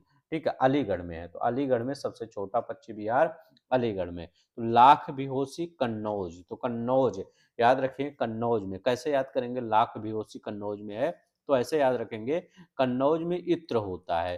तो इत्र, ऐसे इतना ज्यादा इत्र डाल दिए कि वो बेहोश हो गया। ठीक है, तो ऐसे याद रखिएगा, इतना ज्यादा हो गया, बेहोश हो गया। अलीगढ़, तो ये याद रखेंगे, शेखा झील, तो शेखा अलीगढ़, तो अलीगढ़। ठीक है, अली शेखा, ऐसे याद करेंगे, थोड़ा सा कर लेंगे। ठीक है, तो याद रखिएगा, शेखा झील अलीगढ़। बेलहत्थी, तो बेलहत्थी राज्य का पहला ग्राम वन है। तो याद रखेंगे, राज्य का पहला ग्राम वन क्या है, बेलहत्थी। तो राज्य का पहला ग्राम वन कौन सा होगा, बेलहत्थी। ठीक है, इतना याद रखिएगा। चंदौली में स्थित ये चंद्रप्रभा सबसे पुराना क्या है, वन्य विहार है। ठीक है, तो याद रखिएगा, सबसे पुराना वन्य जीव विहार ये है। इतना तो आपको याद रखेंगे। 15 पक्षी विहार है उत्तर प्रदेश में। ठीक है, नेक्स्ट देखते हैं हमारा क्या है। उत्तर प्रदेश में औद्योगिक और खनिज प्रदेश देखते हैं। 1955 में निदेशालय की स्थापना हुआ था। ठीक है, तो उत्तर प्रदेश औद्योगिक और खनिज, तो याद रख लेंगे क्या है, खनिज और, मतलब उत्तर प्रदेश में। ठीक है, तो ये याद रखें, 1955 में, तो 1955 में भूतत्व खनिज कर्म निदेशालय, इसकी स्थापना 1955 में हुआ था। 1974 में क्या हुआ था, खनिज विकास निगम का, याद रखेंगे, 1974 में खनिज विकास निगम की स्थापना हुआ था। ऐसे क्वेश्चन इस बार पूछे जा रहे हैं पेपर में। तो 55 में क्या हुआ था, भूतत्व और खनिज कर्म निदेशालय, और 74 में खनिज विकास निगम की क्या हुआ था, स्थापना। 1998 में पहली खनिज नीति आई थी। तो उत्तर प्रदेश में पहली खनिज नीति 1998 में आई थी, जिसमें क्या कहा गया, खनिज विकास को उद्योग का दर्जा दिया गया। याद रखिए, खनिज विकास को उद्योग का दर्जा दिया गया। खनिज विकास को उद्योग का दर्जा दिया गया। दिसंबर 1998 में उत्तर प्रदेश में खनिज विकास को आधिकारिक तौर पर उद्योग का दर्जा दिया गया। कब, 1998 में। बहुत इंपॉर्टेंट है, याद रखेंगे। हीरा कहाँ पाया जाता है, वो हीरा बांदा में पाया जाता है। यूरेनियम ललितपुर में पाया जाता है। तो हीरा याद रख लेंगे, हीरा बांदा में पाया जाता है। तो बांदा हीरा, तो बंदा हीरा ऐसे नहीं कहते हैं, बंदा हीरा है। तो बंदा हीरा है मतलब क्या है, बंदा अच्छा है। यूरेनियम कहाँ पे, ललितपुर में यूरेनियम पाया जाता है। प्रमुख उद्योग और हथकरघा सबसे बड़ा उद्योग है, कृषि के बाद सर्वाधिक। हमारे यहाँ क्या है, उत्तर प्रदेश में हथकरघा सबसे बड़ा उद्योग है, लेकिन अगर उससे भी बड़ा देखा जाए तो वो कृषि है, जो हम सब खाते हैं, ठीक है। उत्तर भारत का मैनचेस्टर कानपुर है, कपड़ा मिलों के कारण है, ठीक है। अब करें मॉडर्न कोच फैक्ट्री और रेल पहिया कारखाना कहाँ है, रायबरेली में मॉडर्न है। Banaras locomotive works, rail engine Varanasi में, याद करने की जरूरत नहीं। Tata Motors Lucknow, Tata motor truck Lucknow में है। नैनो एरोस्पेस और त्रिवेणी स्ट्रक्चर कहाँ है, नैनी प्रयागराज में। तो नैनो एरोस्पेस और त्रिवेणी स्ट्रक्चर कहाँ पर है, तो ये नैनी प्रयागराज में है। करें आयुध उपस्कर कोरबा आयुध कारखाना, तो आयुध कारखाना कौन सा है, अमेठी, कानपुर अमेठी में है आयुध कारखाना। ये इंपॉर्टेंट है, पूछा जाता है आयुध कारखाना कहाँ पे है, तो आयुध उपस्कर कारखाना कानपुर में है। भारतीय स्टील रोलिंग मिल कहाँ पर है, मुजफ्फरनगर में भारतीय स्टील रोलिंग मिल है। इंडियन पॉलीफाइबर लिमिटेड बाराबंकी में पाया जाता है। तो इंडियन पॉलीफाइबर, ये क्वेश्चन पूछे, सभी क्वेश्चन लगभग पूछे गए हैं। पॉलीफाइबर लिमिटेड बाराबंकी में।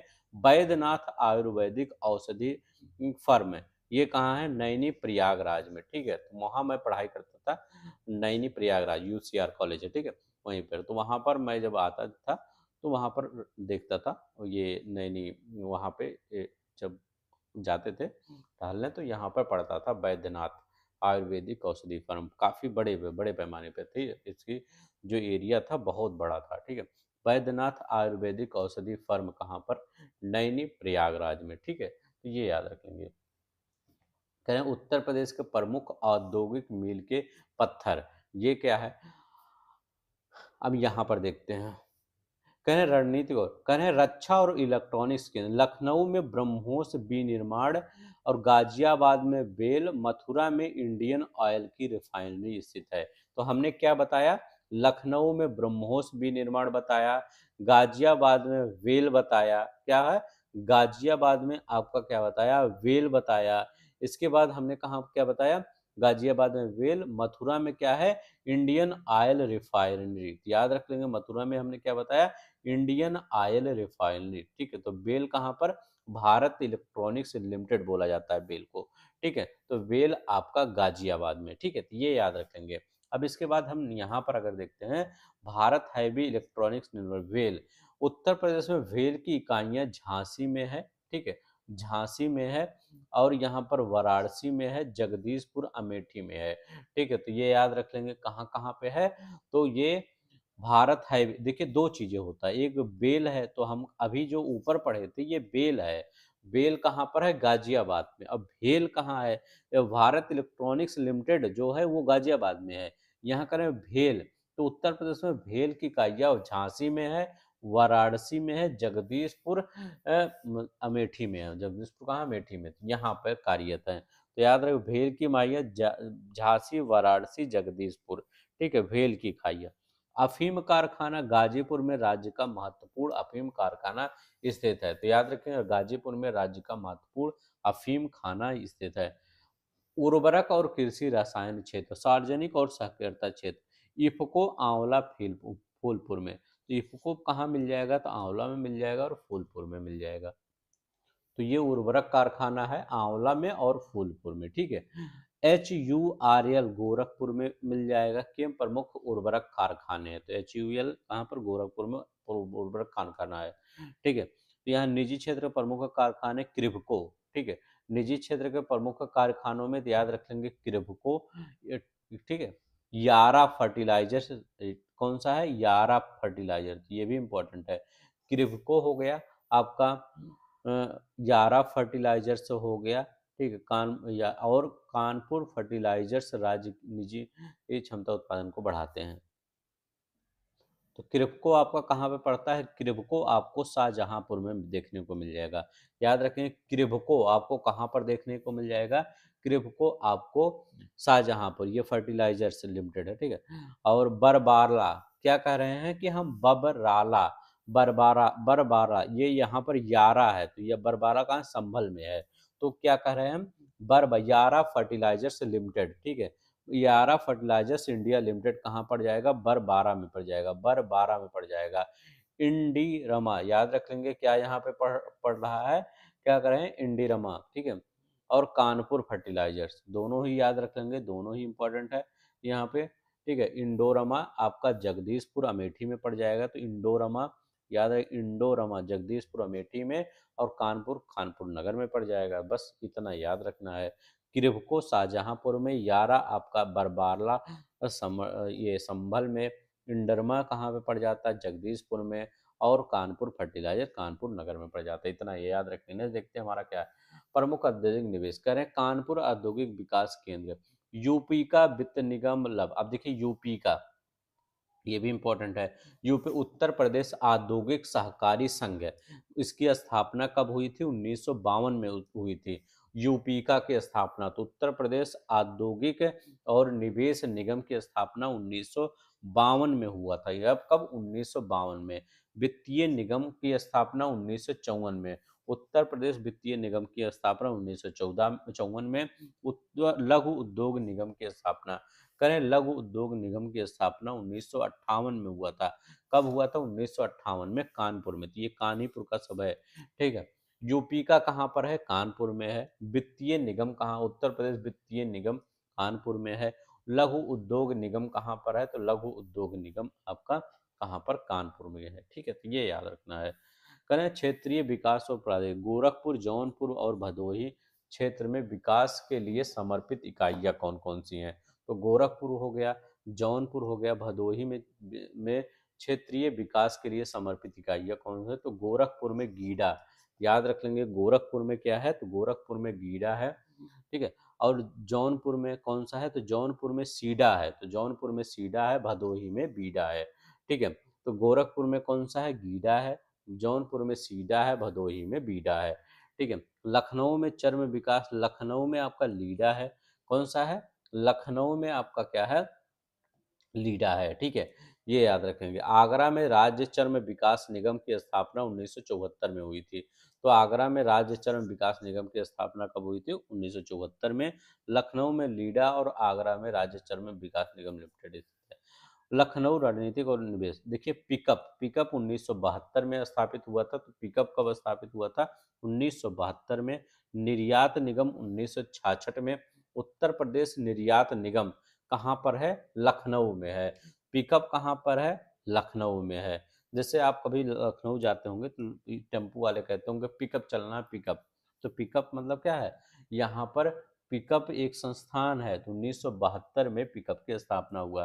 पिकअप को कहते हैं क्या है, उत्तर प्रदेश इस औद्योगिक एवं निवेश निगम, उत्तर प्रदेश औद्योगिक और निवेश निगम को पिकअप कहते हैं।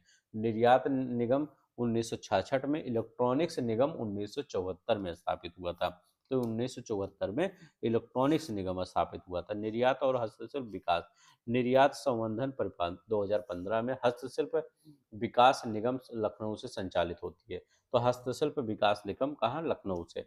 औद्योगिक विकास प्राधिकरण, यूपी सीडा और यूपी सीडा और नोएडा, ठीक है।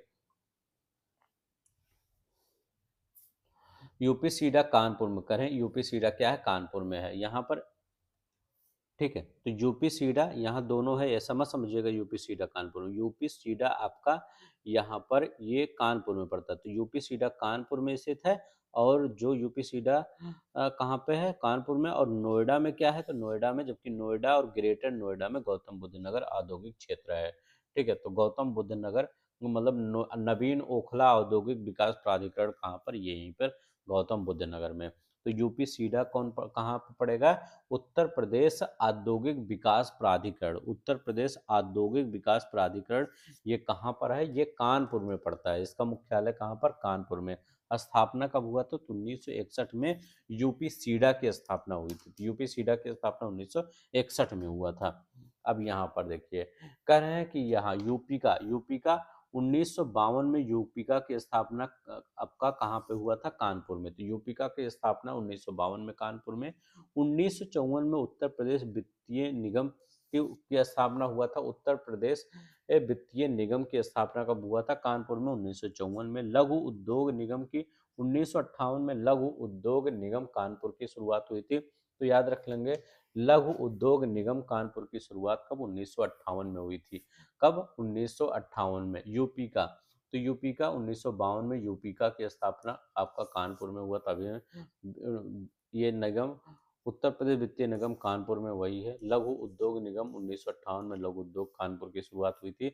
निर्यात निगम 1966 में, निर्यात निगम की शुरुआत 1966 लखनऊ से की गई। तो 1966 में निर्यात निगम लखनऊ से, ठीक है। तो ये बहुत इंपॉर्टेंट है, निर्यात निगम लखनऊ से, ये इंपॉर्टेंट है, ठीक है। आधुनिक विकास और विशेष क्षेत्र पिकअप का की 1972 में पिकअप की स्थापना लखनऊ में हुआ था, ठीक है। पिकअप की 1972 में। इलेक्ट्रॉनिक्स निगम 1974 में, इलेक्ट्रॉनिक्स निगम की स्थापना लखनऊ में। चर्म विकास निगम 1974 में, चर्म विकास निगम की स्थापना, चर्म विकास निगम की स्थापना आगरा में हुआ था, ये याद रख लेंगे।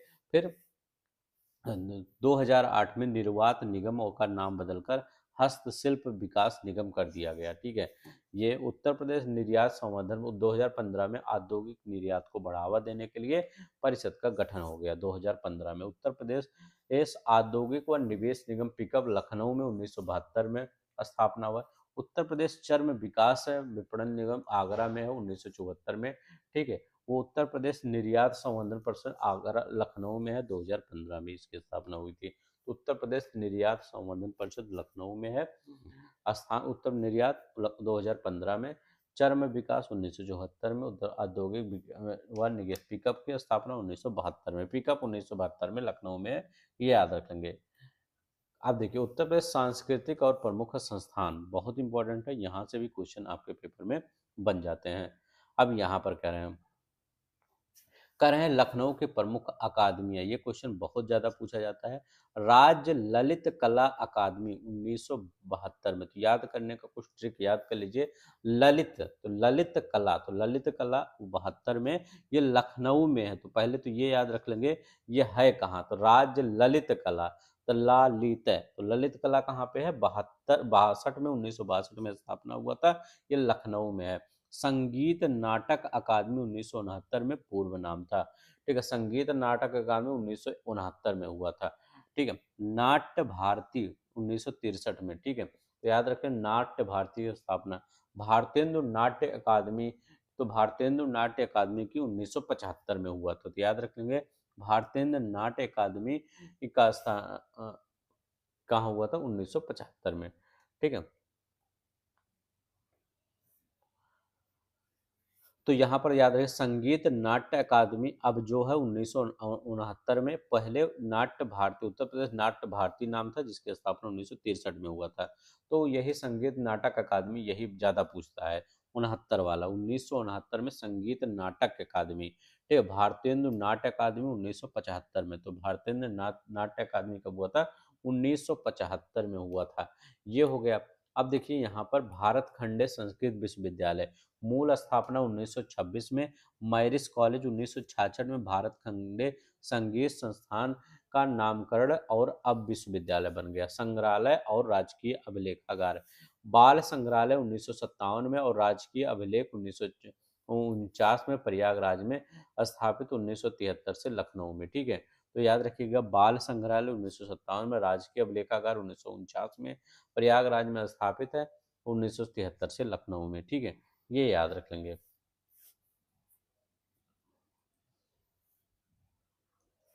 तो ये याद रखिएगा बाल संग्रहालय कौन सा, मोतीलाल नेहरू बाल संग्रहालय, ये लखनऊ में आपका पड़ता है, 1957 में स्थापना हुई थी। और राजकीय अभिलेखागार उत्तर प्रदेश राजकीय, पहले इसका जो स्थापना था 1949 में हुआ था प्रयागराज में, सेंट्रल रिकॉर्ड ऑफिस के नाम से, फिर 1973 में लखनऊ में स्थापित कर दिया गया, ठीक है। अन्य कला और शिल्प महाविद्यालय की स्थापना 1911 में हुआ था, कह रहे हैं कला और शिल्प का स्थापना कहाँ हुआ था, तो 1911 में हुआ था कला और शिल्प की स्थापना, ठीक है। then राजकीय राष्ट्रीय कथक संस्थान लखनऊ में स्थित है, तो राष्ट्रीय कथक संस्थान कहाँ पे स्थित है, ये लखनऊ में स्थित है। जनजाति और लोक कला संस्कृत संस्थान लखनऊ में स्थित है, याद रख लेंगे जनजाति एवं लोक कला संस्थान, ठीक है। जनजाति एवं लोक कला संस्कृत संस्थान कहाँ पे, लखनऊ में स्थित है, ठीक है। कला और शिल्प महाविद्यालय लखनऊ स्थापना 1911 में।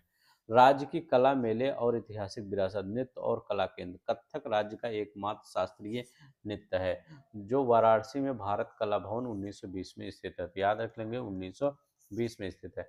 कथक राज्य का एकमात्र शास्त्रीय नृत्य है और वाराणसी में भारत कला भवन 1920 में स्थित है। तो याद रखिएगा भारत कला भवन की स्थापना कब हुआ था? 1920 में। तो याद रखिए भारत कला भवन वाराणसी में है और 1920 है। ठीक है।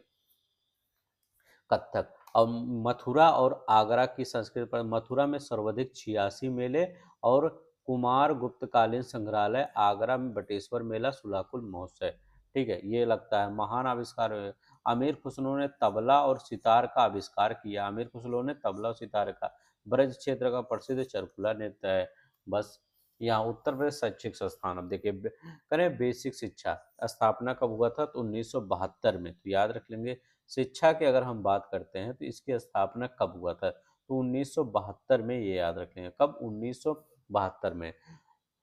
उत्तर प्रदेश बेसिक शिक्षा परिषद की स्थापना 1972 में। एससीईआरटी की जो बुक पढ़ते हैं तो 1981 में। एससीईआरटी की 1981 में। कृषि अनुसंधान परिषद 1989 में स्थापना हुआ था कृषि अनुसंधान परिषद का। ये याद रख लेंगे। एम्स रायबरेली कहाँ पर है? गोरखपुर में। जेके कैंसर हॉस्पिटल कहाँ पर? आईआईटी कानपुर में 1997 से। सैफई आयुर्वेदिक विश्वविद्यालय, ठीक है, सैफई में। ठीक है। शिव नाडर यूनिवर्सिटी यह उत्तर प्रदेश का एकमात्र institute of eminence dreamed university है, शिव नाडर यूनिवर्सिटी। राज्य विश्वविद्यालय कितना है? 43। कह रहे हैं कुल राज्य विश्वविद्यालय कितने हैं? 43। लेकिन यूजीसी के अनुसार 42 विश्वविद्यालय है। निजी विश्वविद्यालय 48 है। कुल डीम्ड कितने हैं? कह रहे हैं कुल डीम्ड कितने हैं? तो 105 हैं। ठीक है, तो याद रखें क्या है? कुल डीम्ड विश्वविद्यालय 105 है। ये याद रखें कितना है?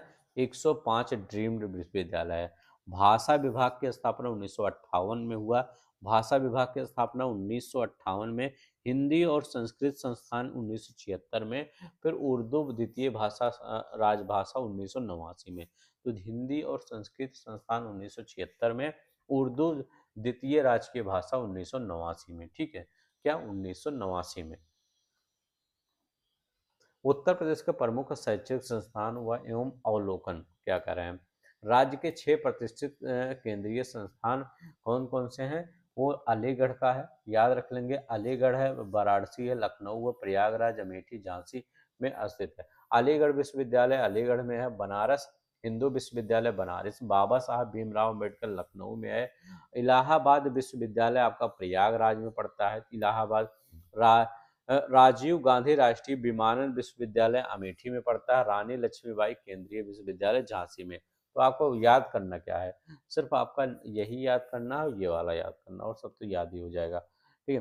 कह रहे हैं तकनीक, कह रहे हैं 169 राजकीय पॉलिटेक्निक है, 305 यहाँ पर आईटीआई, ठीक है, और 47 राजकीय ठीक है, 47 का राजकीय है, 35 क्या है आपका? राजकीय पॉलिटेक्निक है। ठीक है, ठीक है। 35 निजी है, 47 राजकीय है। मेडिकल कॉलेज राजकीय और निजी क्षेत्रों में मेडिकल 47/35 कॉलेजों का विस्तार। तो यहाँ पर याद रखेंगे राजकीय 37 है और निजी कॉलेज 35 है। ठीक है। 12 इंजीनियरिंग कॉलेज, ठीक है, और 1 राजकीय है और 22 निजी है। डेंटल कॉलेज में 1 राजकीय है और 22 निजी है। बस देखते हैं। उत्तर प्रदेश शोध संस्थान कह रहे हैं भारतीय विश्व विज्ञान अनुसंधान संस्थान, बहुत इंपॉर्टेंट है, यहाँ से क्वेश्चन आपका आता है। तो विश्व कहाँ पर है? लखनऊ में पड़ता है। तो लखनऊ वाले विश्व, ठीक है, तो लखनऊ विश्व याद रखेंगे। यहाँ पर क्या है? राष्ट्रीय वनस्पति अनुसंधान संस्थान, वनस्पति अनुसंधान संस्थान लखनऊ में ये भी पड़ता है। केंद्रीय औषधि अनुसंधान संस्थान CDRI, ठीक है, केंद्रीय औषधि अनुसंधान संस्थान लखनऊ में पड़ता है। Birbal Sahni institute of palaeo science, palaeo science, ये कहाँ पे पड़ता है? तो ये भी आपका क्या है? लखनऊ में पड़ता है, बीरबल साहनी इंस्टीट्यूट। ठीक है। भारतीय गन्ना अनुसंधान संस्थान कहाँ पे है? ये लखनऊ में है। तो भारतीय गन्ना अनुसंधान संस्थान लखनऊ में है। केंद्रीय उपोष्ण बागवानी संस्थान, करें केंद्रीय उपोष्ण बागवानी संस्थान कहाँ पे पड़ता है? तो ये कहाँ पे पड़ता है? तो केंद्रीय उपोष्ण बागवानी संस्थान ये लखनऊ में पड़ता है। केंद्रीय औषधि और सुगंध CIMAP ये कहाँ पे पड़ता है? तो ये आपका लखनऊ में। न्यायिक प्रशिक्षण अनुसंधान संस्थान लखनऊ में। अनुसंधान कला और मानक RDSO कहाँ पे पड़ता है? ये भी आपका लखनऊ में पड़ता है। National bureau of fish genetic resources, यानी national bureau of fish genetic resources, ये कहाँ पे पड़ता है बताइए? तो ये कहाँ पे पड़ता है? तो ये भी आपका क्या है? लखनऊ में पड़ता है। राष्ट्रीय सांस्कृतिक संप्रदा अनुसंधान, ये भी लखनऊ में पड़ता है। रिमोट सेंसिंग और ये भी राष्ट्रीय संस्कृत संपदा अनुसंधान, ये भी रिमोट एप्लीकेशंस उत्तर प्रदेश, यह लखनऊ में पड़ता है। तो याद रखेंगे सब लखनऊ में। और वाराणसी में क्या है याद रखेंगे? National institute of handloom technology, Indian institute of vegetable research Varanasi में है। राष्ट्रीय बीज अनुसंधान एवं प्रशिक्षण केंद्र आपका वाराणसी में पड़ता है। अंतर्राष्ट्रीय चावल अनुसंधान संस्थान दक्षिण एशिया कहाँ पे है? ये भी वाराणसी में। चावल अनुसंधान संस्थान वाराणसी में। कानपुर और बरेली राष्ट्रीय शर्करा अनुसंधान कानपुर पड़ता है। भारतीय दलहन अनुसंधान संस्थान कहाँ पे? कानपुर, पल्स वाला कानपुर पड़ता है। भारतीय पशु चिकित्सा अनुसंधान संस्थान बरेली, इज्जत नगर बरेली में पड़ता है। कहाँ पर? इज्जत नगर बरेली में। केंद्रीय पक्षी अनुसंधान संस्थान इज्जत नगर बरेली, केंद्रीय पक्षी अनुसंधान संस्थान। अन्य क्षेत्रीय संस्थान देखिए, झांसी के संस्थान राष्ट्रीय कृषि वानिकी अनुसंधान केंद्र और भारतीय चारागाह एवं चारा अनुसंधान केंद्र, ठीक है, ये झांसी में पड़ता है। राष्ट्रीय कृषि वानिकी अनुसंधान और भारतीय चारा एवं चारा अनुसंधान कहाँ पे? झांसी में। प्रयागराज में हरिश्चंद्र अनुसंधान संस्थान और गोविंद बल्लभ पंत सामाजिक विज्ञान संस्थान कहाँ पर? ये प्रयागराज में पड़ता है, ठीक है। प्रयागराज के हरिश्चंद्र अनुसंधान केंद्रीय बकरी अनुसंधान संस्थान मथुरा में पड़ता है। National institute of cancer and research Noida में पड़ता है। Indian grain storage and management Hapur में पड़ता है। ठीक है, याद रखें, ग्रेन स्टोरेज एंड रिसर्च ये कहाँ पर? हापुड़ में पड़ता है। एक बार देख लीजिएगा, इसका PDF मैं दे दूंगा। नोएडा स्थित संस्थान कौन सा है? तो याद रहे, राष्ट्रीय उद्यमिता और लघु व्यवसाय विकास संस्थान, यह नोएडा में पड़ता है, ये याद रखेंगे। नेशनल इंस्टीट्यूट ऑफ बायोलॉजिक्स, जैविक उत्पादों की गुणवत्ता सुनिश्चित करने वाला यह प्रमुख संस्थान है। नेशनल इंस्टीट्यूट ऑफ बायोलॉजिक्स कहाँ पर है? ये आपका नोएडा में स्थित है। बीबी गिरी नेशनल लेबर इंस्टीट्यूट, बीबी गिरी नेशनल लेबर इंस्टीट्यूट, ये भी आपका नोएडा में है। श्रम संबंधी अनुसंधान और प्रशिक्षण के लिए यह समर्पित है। ठीक है, बीबी गिरी नेशनल इंस्टीट्यूट, ठीक है, बीबी गिरी नेशनल इंस्टीट्यूट कहाँ पे है? आपका नोएडा में है। विशेष देखिए, भारतीय कालीन प्रौद्योगिकी संस्थान कहाँ पे है? भदोही में है। अब अकालीन उद्योग की तकनीकों की सहायता से करने वाले अधिक अद्वितीय संस्थान है। Central pulse and paper research institute Saharanpur में पड़ता है। तो central pulse and paper research institute कहाँ पे पड़ेगा? सहारनपुर में पड़ेगा। कागज एवं लुगदी उद्योग के अनुसंधान के लिए सहारनपुर में स्थित है। National institute of pharmaceutical education and research, यह रायबरेली में पड़ता है। National institute of pharmaceutical and research यहाँ पर रायबरेली में से वर्तमान में लखनऊ से संचालित हो रहा है।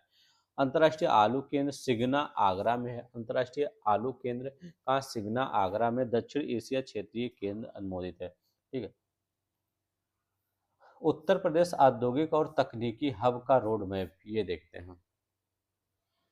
कह रहे हैं डेटा सेंटर ऑफ और नॉलेज पार्क ग्रेटर नोएडा के, ठीक है, राज्य के प्रमुख डिजिटल और शैक्षिक केंद्र के रूप में स्थापित किया जा रहा है। कहाँ पे? नोएडा को डेटा सेंटर और नॉलेज पार्क है, ठीक है, ग्रेटर नोएडा को, जहाँ नॉलेज पार्क और डेटा सेंटर पार्क स्थित है। जहाँ पर क्या है? नॉलेज पार्क और डेटा सेंटर स्थित है। विज्ञान और प्रौद्योगिकी में क्या है? लखनऊ में क्षेत्रीय साइंस सिटी और संडीला हरदोई में साइंस पार्क स्थित है। याद रखेंगे, लखनऊ में साइंस सिटी है और हरदोई में, संडीला हरदोई में साइंस पार्क स्थित है, जो नवाचार को बढ़ावा देते हैं। तो अगर साइंस सिटी पूछे लखनऊ में, पार्क पूछे तो संडीला में, ठीक है। करें सरस्वती हाईटेक सिटी प्रयागराज में स्थित है। यह सिटी अत्याधुनिक तकनीक सुविधाओं से क्या है? ये पर केंद्रित है। ये याद हो गया। अब यहाँ पर देखते हैं एकीकृत वस्त्र और परिधान पार्क, PM मित्र योजना के तहत लखनऊ और हरदोई में सम्मिलित क्षेत्र में एक मेगा टेक्सटाइल पार्क स्थापित किया जाएगा। कहाँ पर? लखनऊ और हरदोई क्षेत्र में पीएम मित्र के तहत पार्क स्थापित किया जाएगा। टोनिका सिटी और ट्रांस गंगा, गाजियाबाद में ट्रोनिका सिटी और उन्नाव में ट्रांस गंगा सिटी औद्योगिक और आवासीय विकास का उदाहरण है। तो याद रखिएगा, औद्योगिक और आवासीय विकास का क्या है, ये उदाहरण है। रक्षा और एरोस्पेस कॉरिडोर, रक्षा औद्योगिक गलियारा, इसके अंतर्गत 6 प्रमुख नोड्स विकसित किए जा रहे हैं।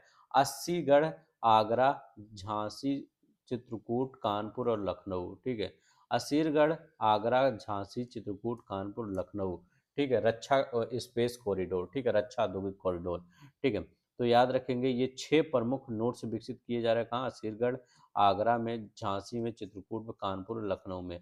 औद्योगिक शहर, नवीन एकीकृत कानपुर औद्योगिक विकास प्राधिकरण या कानपुर के उन्नाव के बीच एक औद्योगिक शहर विकसित होगा। ठीक है, कौन सा? निकिडा। निकिडा कहाँ, अगर पूछा जाएगा कि आपका निकिडा जो है ये विकसित किया जाएगा कहाँ पे, तो ये औद्योगिक शहर कानपुर और उन्नाव के बीच में। हाँ, डिफेंस और aerospace park, defence park Kanpur, Jhansi, Agra, Lucknow में स्थित है। तो कहाँ पर डिफेंस पार्क है?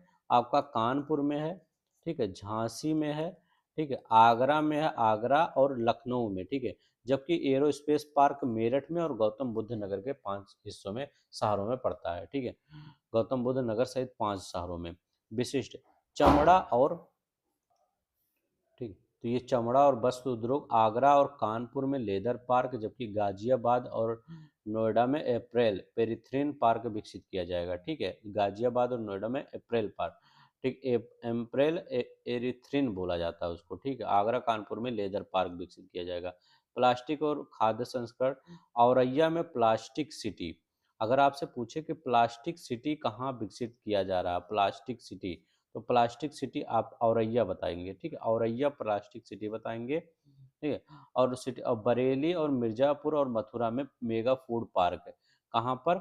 बरेली में बताएंगे, बरेली, मिर्जापुर, ठीक है, मिर्जापुर और मथुरा में, ठीक है, मिर्जापुर और मथुरा में मेगा फूड पार्क बताएंगे।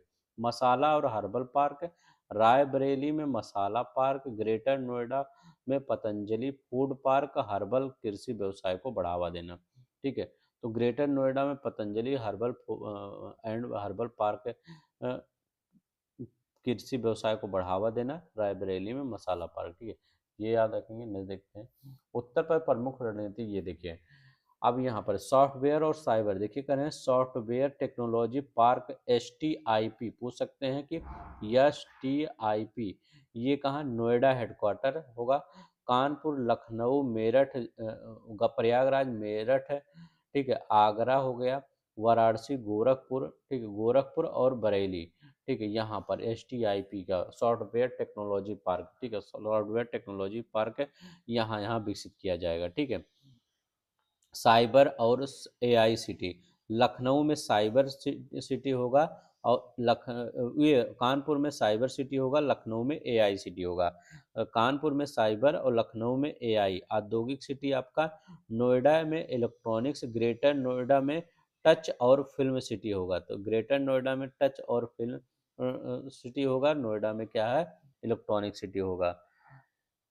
अब यहाँ पर देखते हैं, ग्रेटर नोएडा में टॉप सिटी और फिल्म सिटी जैसे केंद्रीय औद्योगिक विकास होगा। ठीक है, लखनऊ में AI सिटी और गाजियाबाद में वेब सिटी जैसी भविष्योन्मुख परियोजनाएं हैं। तो वेब सिटी कहाँ बनेगा? तो वेब सिटी आपका गाजियाबाद में बनेगा, लखनऊ में AI सिटी, यहाँ बताया था ना AI सिटी।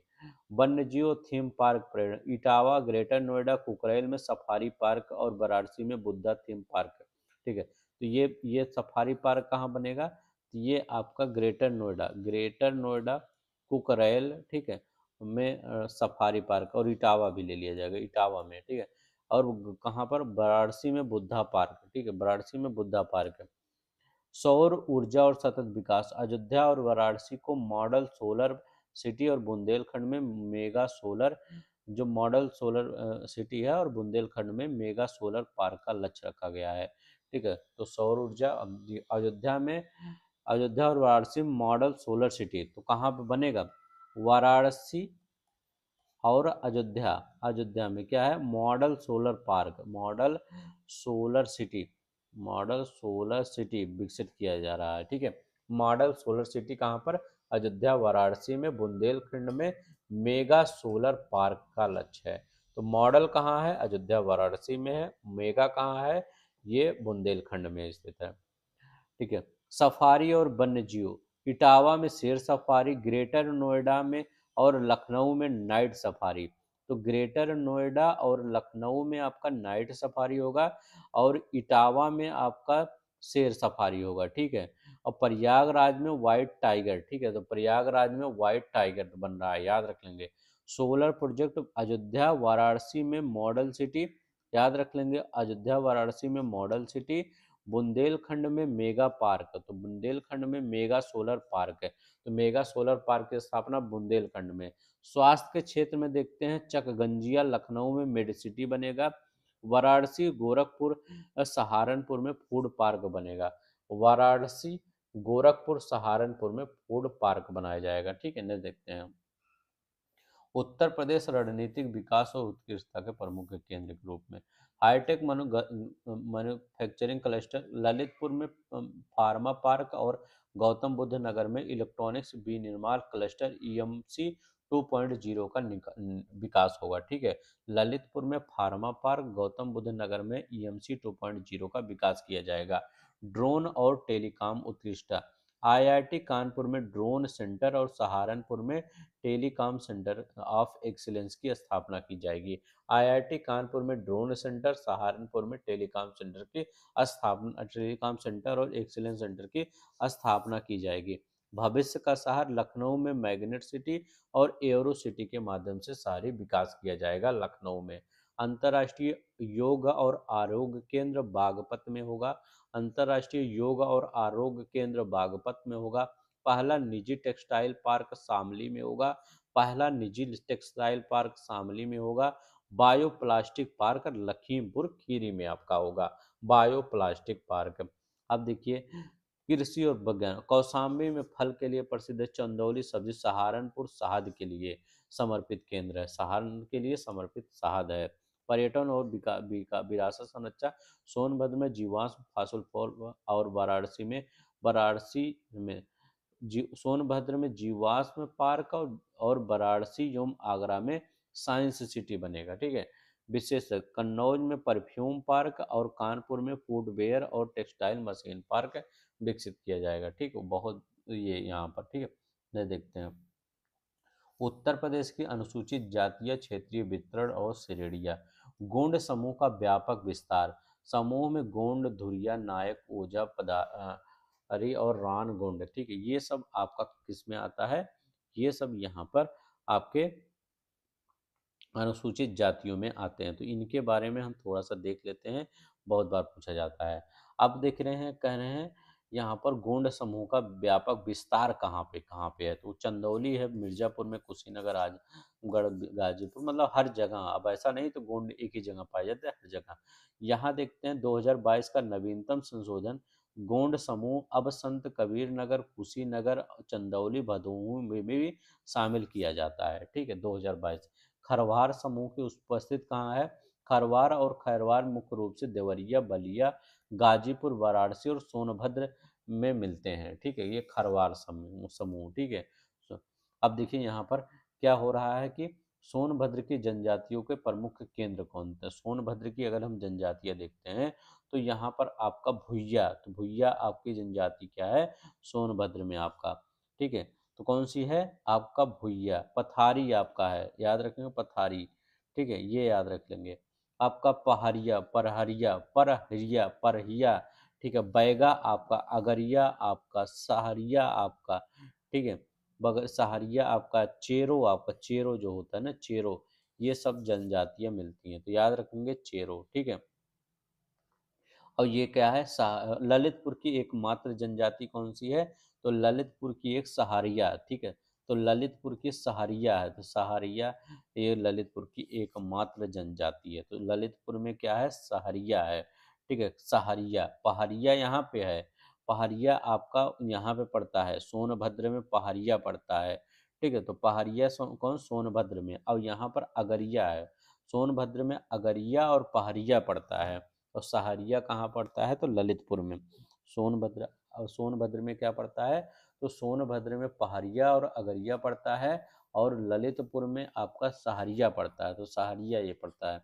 मिश्रित क्षेत्रों की जनजातियाँ, मिश्रित क्षेत्रों में आपका क्या है, तो अगर मैं हम कहूँ कि यहाँ पर पनखा और पनिका, तो पनखा और पनिका सोनभद्र और मिर्जापुर क्षेत्रों में, चेरो सोनभद्र में, वाराणसी में जनपद मिलता है। पनखा और पनिका, पनिका, ठीक है, पनखा और पनिका सोनभद्र में मिल जाते हैं, ठीक है। मिर्जा और ये सोनभद्र में, चेरो यहाँ पर वाराणसी में मिलते हैं, ठीक है। नेक्स्ट देखते हैं हमारा क्या है।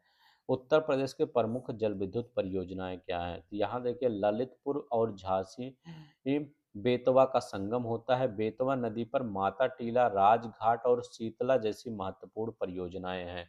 तो याद रख लेंगे, बेतवा नदी पर माता टीला, राजघाट, शीतला जैसी महत्वपूर्ण परियोजनाएं हैं। किस पे, यहाँ पर बेतवा नदी पर माता टीला, राजघाट, शीतला जैसी महत्वपूर्ण परियोजनाएं बेतवा नदी पर। सोनभद्र रिहंद नदी पर रिहंद और ओबरा परियोजनाएं राज्य की महत्वपूर्ण बिजलियां हैं। तो रिहंद नदी पर रिहंद और ओबरा की परियोजनाएं हैं। खारा परियोजना कहाँ पे पड़ता है, इंपॉर्टेंट है, खारा परियोजना सहारनपुर में पड़ता है। यह परियोजना सहारनपुर जिले में आसन नदी पर स्थित है। तो याद रखेंगे, यह परियोजना कहाँ पर स्थित है, सहारनपुर में स्थित है। कौन सा है, रिहंद परियोजना, सोनभद्र जिले में स्थित है, ठीक है, रिहंद।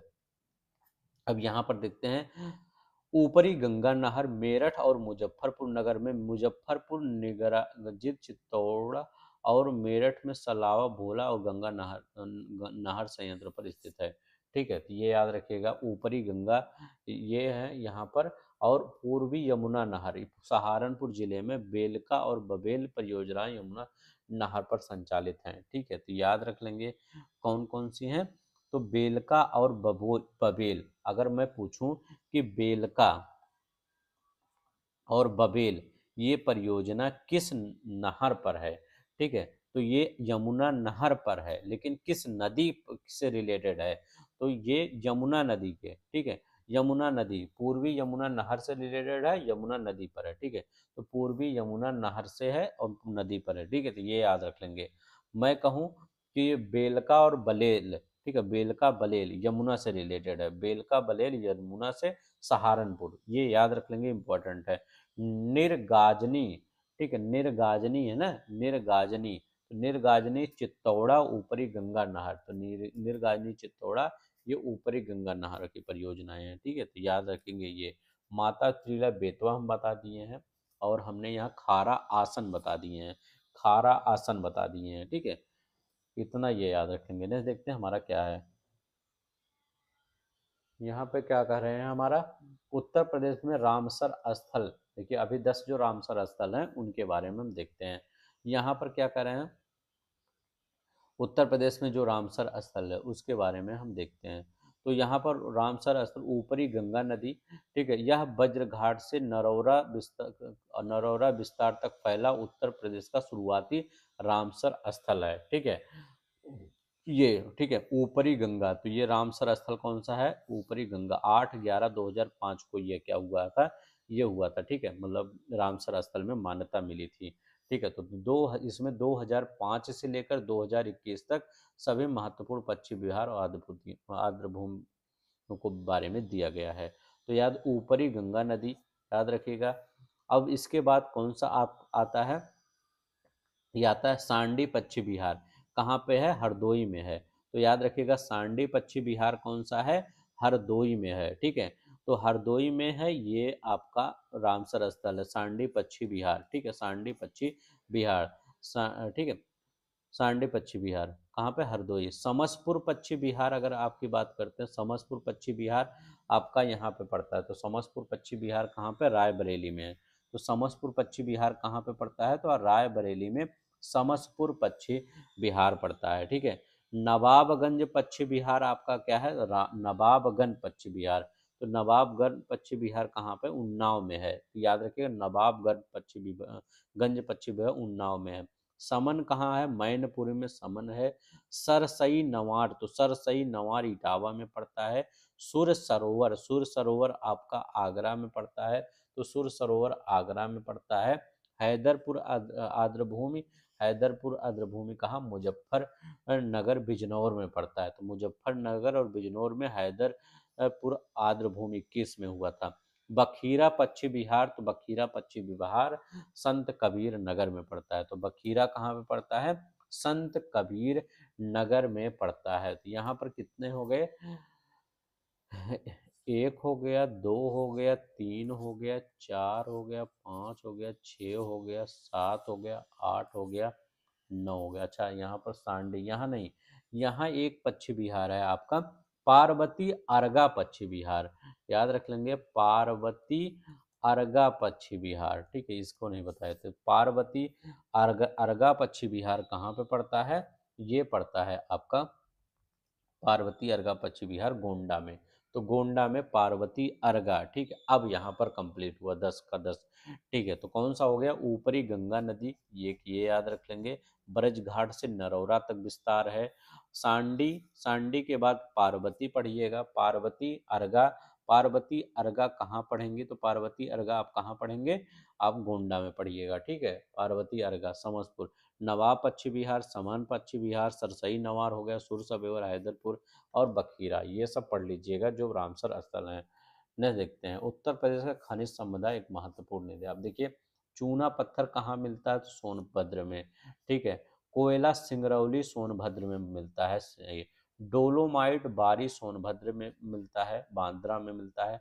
पायराइट तो सोनभद्र में मिल जाता है। संगमरमर आपका मिर्जापुर सोनभद्र में मिलता है, संगमरमर।